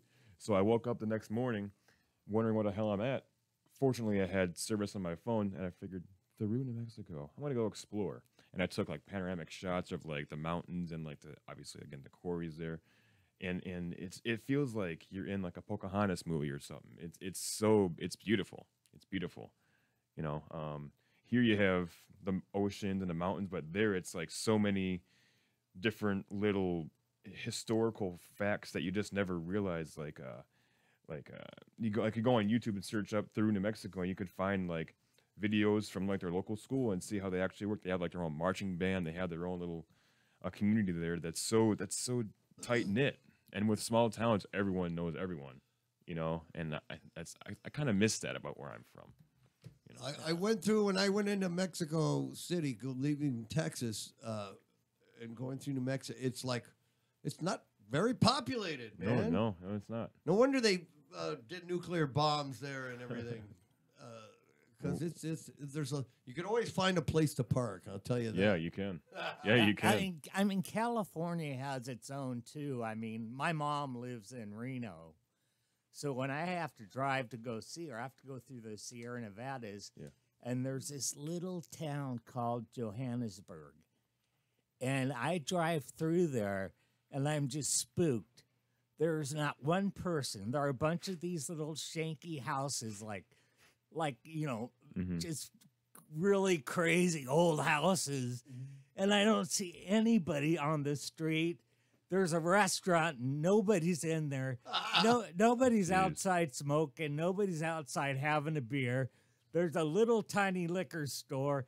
Nobody's in there, and it's just like I drive through it. I'm like, I don't like this town, man. It's like it's a weird ghost town, and nobody's getting gasoline at the gas station either. it is. Oh, we got plenty of those back where I'm from too. There's a place called Omar, Michigan. Of maybe not even 100 people live there, and you pass by there within 2 seconds. You don't even know you're there. You know, and it's like we got a place up in Oscoda, Michigan. If you know Algonac and Chesterfield, you know Oscoda. Yes. They go hand in hand. You know. And on the way up there, we'd say driving up to the UP and everything else. Yeah, you know? although I've never have been to the UP. You never went to the Upper Peninsula? I'd love to go. Michigan is a giant mitten. This is what people forget. And, Yeah. and you always joke when you meet another guy or girl from Michigan, you say, you'll have to show me where you live on your portable Michigan map. And then they'll always go like this. And we they'll always, point, you know what I mean? yeah. And That peninsula, right? Because we're shaped like a mitten. That's something. oh yeah. You remember your first in kindergarten, your first assignment is always draw where you are in Michigan. And you always cut the mitten out and you draw, you know. And you just draw your hand. Yeah. It works. It works. It does. And I guess what's amazing to me is that they have that 5 mile, a big, huge bridge that goes from the lower peninsula to the upper. And could you imagine like how that was built? Like how much work? Oh yeah. Is that 5 like going miles. from this peninsula, from It's like the here to middle. here? It's a middle finger up. It's the middle finger up. You go straight up. Yes. He's right. He's right. Yeah. And It's I mean, a big FU. Yeah. Right, exactly. It's like, okay. Right. but driving, my earliest Michigan memory, the earliest memories, like I remember my big brother when he was like 5 was taking classes at, help him with school at like Wayne State. Yeah. I remember sitting out in the car, my brother and my sister and my baby brother, while my mom and him were coming up. Yeah. And the guy came over and robbed the car. He knocked on the window with a gun. He was using the gun to knock on the window so he didn't scare us. Oh yeah. He took my mom's purse and he came back a minute and he goes, give me that too. And he took my brother's baby bottle. And I thought, what a POS. Wow. I mean, I was too little to know what a POS was, but I knew what it was doing wasn't cool. Yeah. Yeah. But I mean, when you remember, I mean, the Michigan summer parties on the lake, like the Kid Rock video, you know what I Oh mean? my gosh! Well, we have these huge parties every year called you've heard of this? It's called Jobby Nooner. Yes, yes, yes. 30,000 people every single year Wow. hang out on the border of USA and Canada, and it's actually pretty funny because there's this little story that happened a few years back how there's Jobby Nooner, and they also have the raft off that starts in Port Huron and goes down to like Marine City, Elginak I area. used to love Port Huron. You know? And And the Upper Peninsula on the way. that's such a beautiful scene up there. Anywhere from the Blue Water Bridge up is just fantastic. Like Lexington. Yeah, I mean, Port Austin, Gratiot. Port Huron. I mean, just beautiful, Yeah. you know? Well, actually, one year there was about maybe 2 or 3. How about there we go? There's a Yeah, there a little bit of Canada. Well, guess what? You steal a little bit of Canada's language. yeah, you do. About, You live so close. Now, as a kid, did you ever watch? I used to love the sign off on Canadian TV where they come out and sing "Oh Canada." It was a really hot chick, and then it was you know. Oh yeah. Well, we the closest I got to that was just being part of the I guess you could say being about 5 or 6 minutes away from the border at all times. Oh, that's right, where yeah. you are. Yeah. Like I would always the city I'm in. There's a boardwalk, and if you look over the waterway to the other land that's on the other side, obviously, it's like I think it was called Wallaceburg, and you have just Canada sitting right there, like 2 huge countries just right slap dab next to each other, and it was to me it's just surreal because It's a nation of gizmos next to us, who I think of as a nation of gremlins. yeah, you know? exactly. And I'll be honest, going to Canada, the border patrol is much nicer than if you came back. Oh, as an they bust American, your ass on the way back. Yeah. Oh yeah, they will. They'll check out who you are. They'll check out your dog's name. They'll check out your mother's great grandfather's, sister's relative's last maiden name or whatever. It's And because of Facebook, they know the answers. yeah. Oh yeah. You can tell them whatever you want, and if they know you're there, they know you're there. They'll find out about you. Wow. But it's. I mean, we have these other ways you can get to Canada via a ferry. We don't have ferries here besides Catalina Island, I think. Yeah, there's Catalina. We used to have the Boblo boat, but that was before your time. What was it? You've never heard of Boblo. Boblo was in Canadian waters. It was this rinky-dink island amusement park. Okay. And you would take the ferry over and spend the day at Bablo, or as you called it in Michigan, Bablo. B-A-B, you know? Oh yeah. Well, it sounds like a kitty version of maybe Alcatraz now. You know what I mean? No, when I was growing up, it was the McKenzie brothers. Okay? Oh, yeah, Bob and That's Doug how old McKenzie. I am. Yeah. Bob and Well, Doug but they were- McKenzie. People Great didn't Night realize. White North, and there was like Yeah. all they listened to is Rush. People Hey. didn't Oh, yeah. realize, Oh, though. right, yeah. People didn't realize that sketch. Canada had a thing where you had to have Canadian content. And this is before. Now it's even harder now. I mean, if you go to Canada, if you're filming in Canada now, they can turn you away at the airport instead of letting you in. They did a remake. We were talking about John Carpenter with Todd Tucker earlier. There was a remake of a classic John Carpenter movie called Assault on Precinct 13. Mm-hmm. And Austin Stoker is the star of the original film. Austin told me this horrible story where he was going to fly from LAX to Canada. When he got to Canada, they were giving him a cameo because he was the star of the original film. He was going to appear in this movie in a small role to let the audience know, hey, that's Austin Stoker from the original. Mm-hmm. He was denied admittance. Austin Stoker told me this. He was denied admittance into Canada because they deemed him coming in for a role that could easily be played by a Canadian. Oh my And god. he's in the original movie. It's an homage. It's a cameo my role. gosh. And they wouldn't let him into the country to shoot his scene. So like value based on residency? Yes. That's what the I mean, yeah, and what happens now is wow. they can leave out your DP, they can leave out your effects department. If they determine there's Canadians who can do the job as good as, if not better, blah, blah, blah. Oh, that's subjective though, man. But Yeah, but it's subjective for them. You know what I mean? yeah. I understand that. Gosh, but there's, people can do such good jobs. It doesn't matter what race or what residency you hold. If you do a good job, you do a good job. That's all there is to it. You know what I mean? Like back in the day, I guess to go weird segue here, but it makes sense to me. My great uncle was actually he escaped from the Holocaust, and he went from Germany or Auschwitz there, over to New York, and went from New York, found a way to Los Angeles, and he changed his last name from Ostrowski just to Ost, because I guess the Polish people were very much discriminated against. Yeah.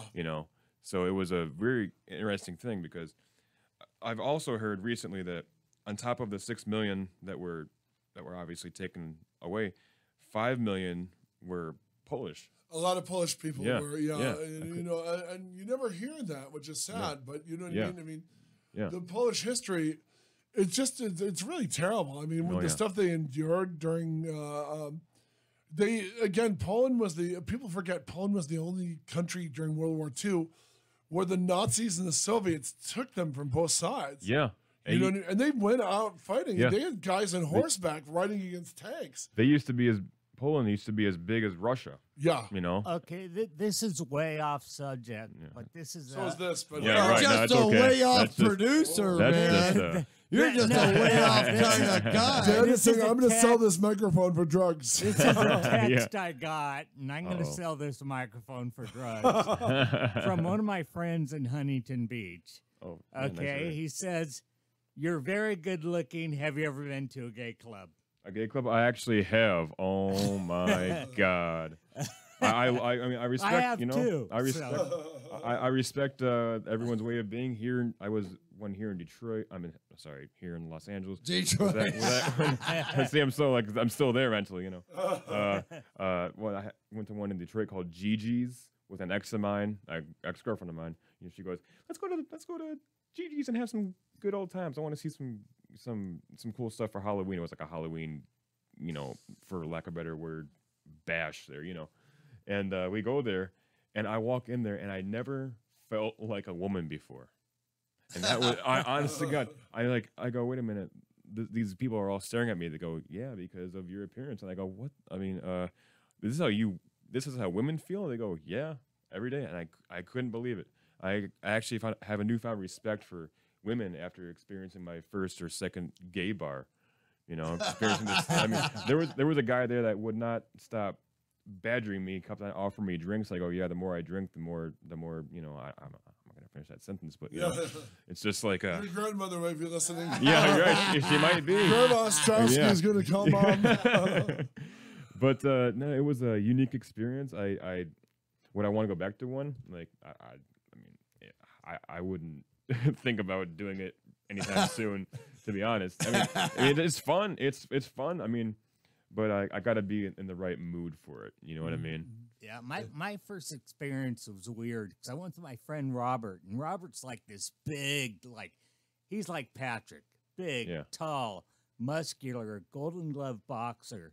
Wow. And he was getting hit on by everybody. And I'm sitting there at this little bar in Palm Springs called, I think it was called Choices. Holy rainbows, Batman. And I get one dude comes up to me, and I'm like this skinny, I'm like 150 pounds, dude. I'm like 20 something. I thought I'd get someone hot to hit on me. And You thought, who's the otter? Yeah, I get one dude. He's like older than my dad with a push-broom mustache. And I'm like, hey, you want to come home with me? Huh? You know how awkward it would have been if it were your dad? this is what I get. This didn't happen, Danny. Yeah, my buddy Robert's Let me mix you a drink. Do I know you, boy? Don't tell your mother. You look mad at okay. Hey, let's make a few more rainbows. Oh, I hey, gotta, Oh man. Let's I change gotta the subject. drink. This Yeah. subject is going to go all So Michigan is a fantastic Michigan. place. Yeah. I heard you're a we're going vacation all sorts of destination. places. It is, yeah. No, Mackinac Island. Good old Mackinac Island. Oh my gosh, you get there and like how fast it just switched. It was awesome. Be careful, though. Mackinac Island Yeah. fudge will have wrong connotations here. Oh god. Oh yeah, exactly. It has its own meaning here. Yeah. You get to Mackinac Island via a ferry like everywhere else in Michigan. It's a Ferry? great place, though. You're suddenly in the 17th century. Now, There which are no side of cars? the state is that? Okay, here's Okay. the whereabouts. Oh my gosh. Okay, you get it other way. That's like opposite. Like I remember it's an island opposite. Yeah. Yeah. So it would be here. Right. Up here. A little island right off. So they're little islands. That I need to get a real close Yeah, look. there's at islands, there's caves, there's waterfalls, there's a whole bunch. There's a You ton know, of I stuff would- in Michigan. People, when you hear that, like when you hear Great Lakes, everyone Homes, assumes it's just yeah. a lake. It's like a literal inland ocean. It's an ocean. Yeah. You It can't is. see the other side. No, If, yeah. if I'm on the coast, and I can't see Canada from the other side. But you know it's there. You know? I know it's there. Or Wisconsin, yeah. It looks like you're on the ocean, right? Yeah. We had a family friend. Exactly. Are there big ships in there? Yo, Boats? freighters. huge. Oh my gosh. You Are know you that serious? there's a famous song, Good. "The Wreck of the Edmund Yes, I Fitzgerald," love that one. and it was a giant. It was this giant. It was full of ore. It was, Yeah. you know, and they could not find the ship. It just disappeared one November night. And Mm-hmm. you know you're in Michigan late November when you hear that Gordon Lightfoot song nonstop. Oh my gosh. And what I love happened? that song. It went, great song. It went down, all hands on deck, and no one could figure out why. And I mean, it was to this day, nobody knows what sank the Edmund Fitzgerald. It just a bad storm got worse and just took out this giant freighter. You know? Yeah. Well, I mean, yeah, go ahead. Are there sunken ships in Lake Michigan? Yes. Sunken ships? Oh, a ton. Tons. I mean, you can Tons. scuba dive there. I mean, it's deep too. People right? do. People Real do. deep Yeah, water. there's videos you can find beneath the Blue Water Bridge in Port Huron of people taking a camera and just going to the very bottom, seeing stuff like sturgeon, and those are primarily the coolest fish I've ever seen, or Wow. prehistoric beings. Yeah. But you can find freighters back there underwater. You can find, gosh, Are there old ships? money. Was there a way to get from the Atlantic Ocean in down through the canals, the Lake Erie? and Well, go- you know what? I remember when Lake Erie was polluted, and my mom was a nurse, and we went to another nurse's place. They had a cottage in Lake Erie, and they invited us. And I remember they're like, bring your kids, bring their swimsuits. And it was wave after wave of dead, rotting fish coming in. oh my god. And she goes, go on out and swim out. And her daughter is swimming with all these rotting fish heads around her. And I remember my God. mother, who should have known better, going, Ricky, you, Stevie, and Donnie, why don't you swim out there and join them Yeah. out there in the water because you're going to make them feel bad. Yeah. And we all, It's kind of like Long Beach in a way. yeah, but Long Beach, like a post-nuclear Long Beach, because you're going, It's more like the Salton Sea. Yeah, Have yeah, you ever yeah, been yeah. there? How could there still be fish there? Nothing but dead fish. But why are they still there? you swim out in Lake Erie. Yeah. So my mom's friend won't feel bad, and you feel against your tiny little suburban 9-year-old, 10-year-old Michigan body. You feel dead, rotting fish Oh my bumping up against you, and I'm gagging, but I'm also trying to impress the 10-year-old daughter. Oh. I'm 9, she's 10, so I'm trying to impress her. Every time we visited them, we had major ear infections. It was like 2 days off of school because your ears would be ringing from the pollutants in the water. Remember, Michigan had PBB, the PBB scandal where all these chemicals were in the water. Oh, mercury. Yeah. Dow, Oh, yeah. Dow Chemical, I believe, was out there. And Were they Hooker illegally dumping this shit? Oh, yeah. Nobody's Pretty much, doing pretty nothing much. about it? Yeah. That's exactly what That's was a big happening. environment. Then they finally stopped it? Didn't- Michigan's a union town, but they'd rather pay a fine than not get a bunch of Yeah. kids sick. Exactly. It was cheaper to get the kids sick. So what? What about now? I mean, how well, is there's the environment there's there still now? water problems there. I mean, the water crisis. Flint, look at me. Yeah, it's- Flint, Michigan. Although it's not on the news anymore, it's still a major thing, and it seems like our Governor Rick Schneider's taken a really little a leeway tour on this whole thing, saying, "Oh, it's not my fault. I can't take care of this." Yeah, Oh, yeah. you know, it's I'm like, just one kid, man. Fuck oh, you. yeah, you know, It's out of come my on, man. hands. I Yeah. can't, It's you know. it's one man, but you're over one state. So Yeah. come on, brother. You know what I mean? Did you ever go to Hell, Michigan? I wanted to. Wow. And hell freezes over, by the way. Yeah, It's in the but northern part. Yeah. Hell, Michigan. We have family Christmas cards in Hell, Michigan. Hell, Michigan was this great. The title would be "Burning Welcome to Hell," and we passed Yeah. through on our way to go apple picking and stuff.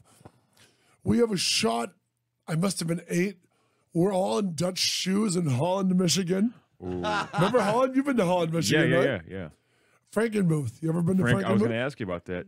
And Mount Pleasant? I know.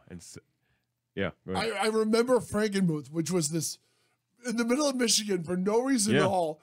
It's a German village, all these German buildings, where it's always Christmas in Frankenmuth. It always is. And and I remember the big thing, you always felt so fancy if you went there with your grandparents and stuff. Oh, yeah. They would always serve the kid the ice cream with like the plastic monkey on top. You remember that?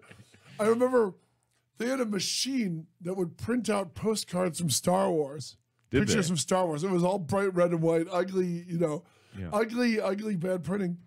I remember shaking down my uncle and my Uncle Jerry and Aunt Susie for quarters to keep buying Star Wars pictures. Oh my gosh! In the middle of Frankenmuth, Michigan. You know? Well, it's also really close to this place where it's the largest Christmas store in the country. Brennan, not Brent. No, Burler's. Was it Burler's? It was something similar. I forgot the name of it, but it was always Christmas, and there was always the mechanical Santa out front. You remember him? Yeah, and you know Gibraltar, like a store like that. They have the store is about as big as Gibraltar. Yes. You know. There was a place we loved as kids called Prehistoric Forest in the Irish Hills. Okay. I was looking at one of those weird Michigan sites, weirdmichigan.com. Really, that's a website? Yeah, hit it. Prehistoric Forest is now abandoned. Oh, wow. And all the dinosaurs are rotting apart. What they would do is they would give you these old toy plastic machine guns, and you at the age of 7 would have to machine gun the dinosaur, even though they didn't move. They're like, but you would machine gun it, and there was a machine gun now, so you could protect your mother. How Freudian is that? Oh my God. Well, the funniest thing I've noticed that's happened in Michigan over the past couple of years is they changed the arena from the Joe Louis arena to the Little Caesars. I mean, come on. Guys are losing weight, playing on the ice, doing sports, but Little Caesars, that's a contrast. Is pretty funny to me. Remember when they put up Joe Louis Arena on there, the Joe Louis the big hand, yeah. They used to joke, that's the last thing the grandma sees with her pension check. By the way, that statue, that fist, the Joe Louis fist, she played, I'm having a bad morning in remembering names. The woman who played Morticia in the Addams Family movies, Angelica Houston. Yeah. Angelica Houston's artist boyfriend built that arm. No way. Oh, yeah. And they used to call... Remember the People Mover downtown? Yeah. They used to call it the Mugger Mover. The Mugger Mover makes sense. It would take you to Greektown. So every mugger got on there and knew some fat drunk was on his way to Greektown to blow all his money. Oh gosh, I remember. Remember at the Mugger Mover, like the People Mover at Disneyland. Right. Get on there. And the mugger would ride on there. He'd see all the drunks coming back from Greektown with the money from the casino. Yeah. And beat the shit. Oh my God. So you knew who was coming and going. Man. Oh, pretty much. Yeah. So is Detroit as bad as they say it is? Okay, like downtown Detroit, a misconception is that all of Detroit's bad. Not all of it. Downtown is the safest place to be, actually. It's the outskirts. It's the outskirts ghetto. Getting to and from. It's the Heidelberg Project. That area is, oh my God. That area was pretty intense. Yeah. I remember I took my aunt. It's like L.A. It's like Chicago. I mean, I don't know. I mean, it's like anywhere, any big city. True. But actually, we're a little rougher than that. I mean, Michigan's always been. You'd see somebody get beat up and thrown 8 Mile, off the, man. 8 Mile. I lived on 16 Mile. Oh, that's what the 8 Mile. I didn't know that M&M thing. Yeah, was. no, 8 Mile. yeah. When he's, I mean, 8 Mile what? It's Sterling Heights. 8 Mile and Greenfield. 8 Mile exactly. and Why do they call it 8 Mile? It's just because every mile north it goes 8, 9, 10, 11, 12. You go higher and higher up to like 43 or something. Yeah.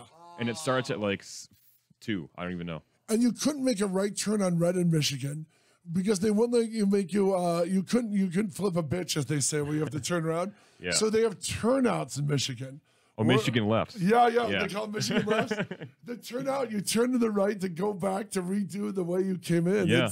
It's really amazing to see. We don't have diamond lanes there. No. We also don't. Those are for commies. Yeah. Oh, jeez. No, you guys have toll roads. Yes, toll roads. Lots of toll roads. Oh yeah. We also have. We also don't. Yeah, anyway, go on. Don't repeat that on the air. We also have this thing. We have really a lack of roundabouts there. Like Yes. but they're becoming more popular as time goes on. You know, by chance, where Selfridge Air Force Base is at? Yes. You know where Jefferson goes? Oh, Selfridge Air Force Base is over there near on the western side of Lake St. Clair in Michigan. Right. Just for those of you who are listening. By St. Clair overseas. Shores and all that. Yeah. By Grosse Pointe and all that. Yeah. Yeah, beautiful Grosse Pointe. Oh, I know. I love it. I love off of Jefferson there. Right. What was he talking about? My brother wrote Grosse Pointe Blank, which they actually shot in Monrovia, but it's set.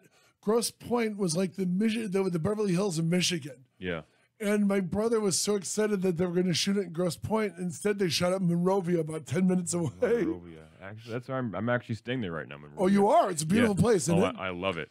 If you want to see the Grosse Pointe from Grosse Pointe Blank, just go up Myrtle. Okay. You know, and when you go into downtown Monrovia, that was Grosse Pointe in the film. Really? Mm-hmm. Well, I've never really been to downtown Grosse Pointe. Is there like a similarity there? No, it was just they were saving money but not flying back to Michigan. Oh yeah. Gosh. Well, that one movie I was really interested in. I love it to death even now. It's Gran Torino. Yes, Oh, Eastwood. yeah, that one was easily... By the way, that's pure Michigan. That's shot in Michigan. Yeah. Every scene. It feels so Michigan to me every time I watch it. The weird flaring up of violence out of nowhere. Oh yeah, that's it. That's the how casual swearing and yeah, it's amazing stuff. Okay. This is the part of the show that I hate doing. We gotta wrap it up, boys. We're gonna have to start wrapping it up. Let's get some plugs in. So Andrew, start plugging. Yeah. Andrew Ostrowski, Andrei Ostrovsky from Algonac, Michigan. My Instagram is ATOM.SKI. Again, that's ATOM.SKI. I post stuff. You might like it. Musician, actor, model from Algonac, Michigan. Currently in Monrovia, looking for work, and I'd love to hear from you guys.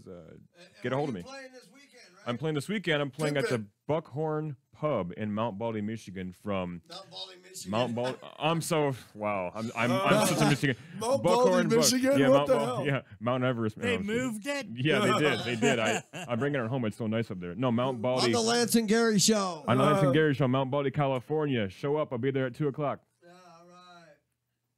We're gonna finish up. All right. Then if I could just plug one show, Memory Lane, our friend, our friend Joe Lavin. Yes. Yeah, he's playing at Sam and Well tonight with his Alice in Chains tribute band. Tribute Gland. I know your mind is prevert. Yeah, cool. You're still in that club. 7 to 10 at Sam and Well at the Rock and Brews. Yes. Also, let's Pacific Wine Merchants, our sponsors, Pacific Wine Merchants and Cigar Exchange in downtown Upland. Yum. The finest cigars, the finest wines, craft beers from local breweries, and live music on the weekends. Yes. But wait, once we've had these fine crafted beer, I wish I had some food to wash it down with.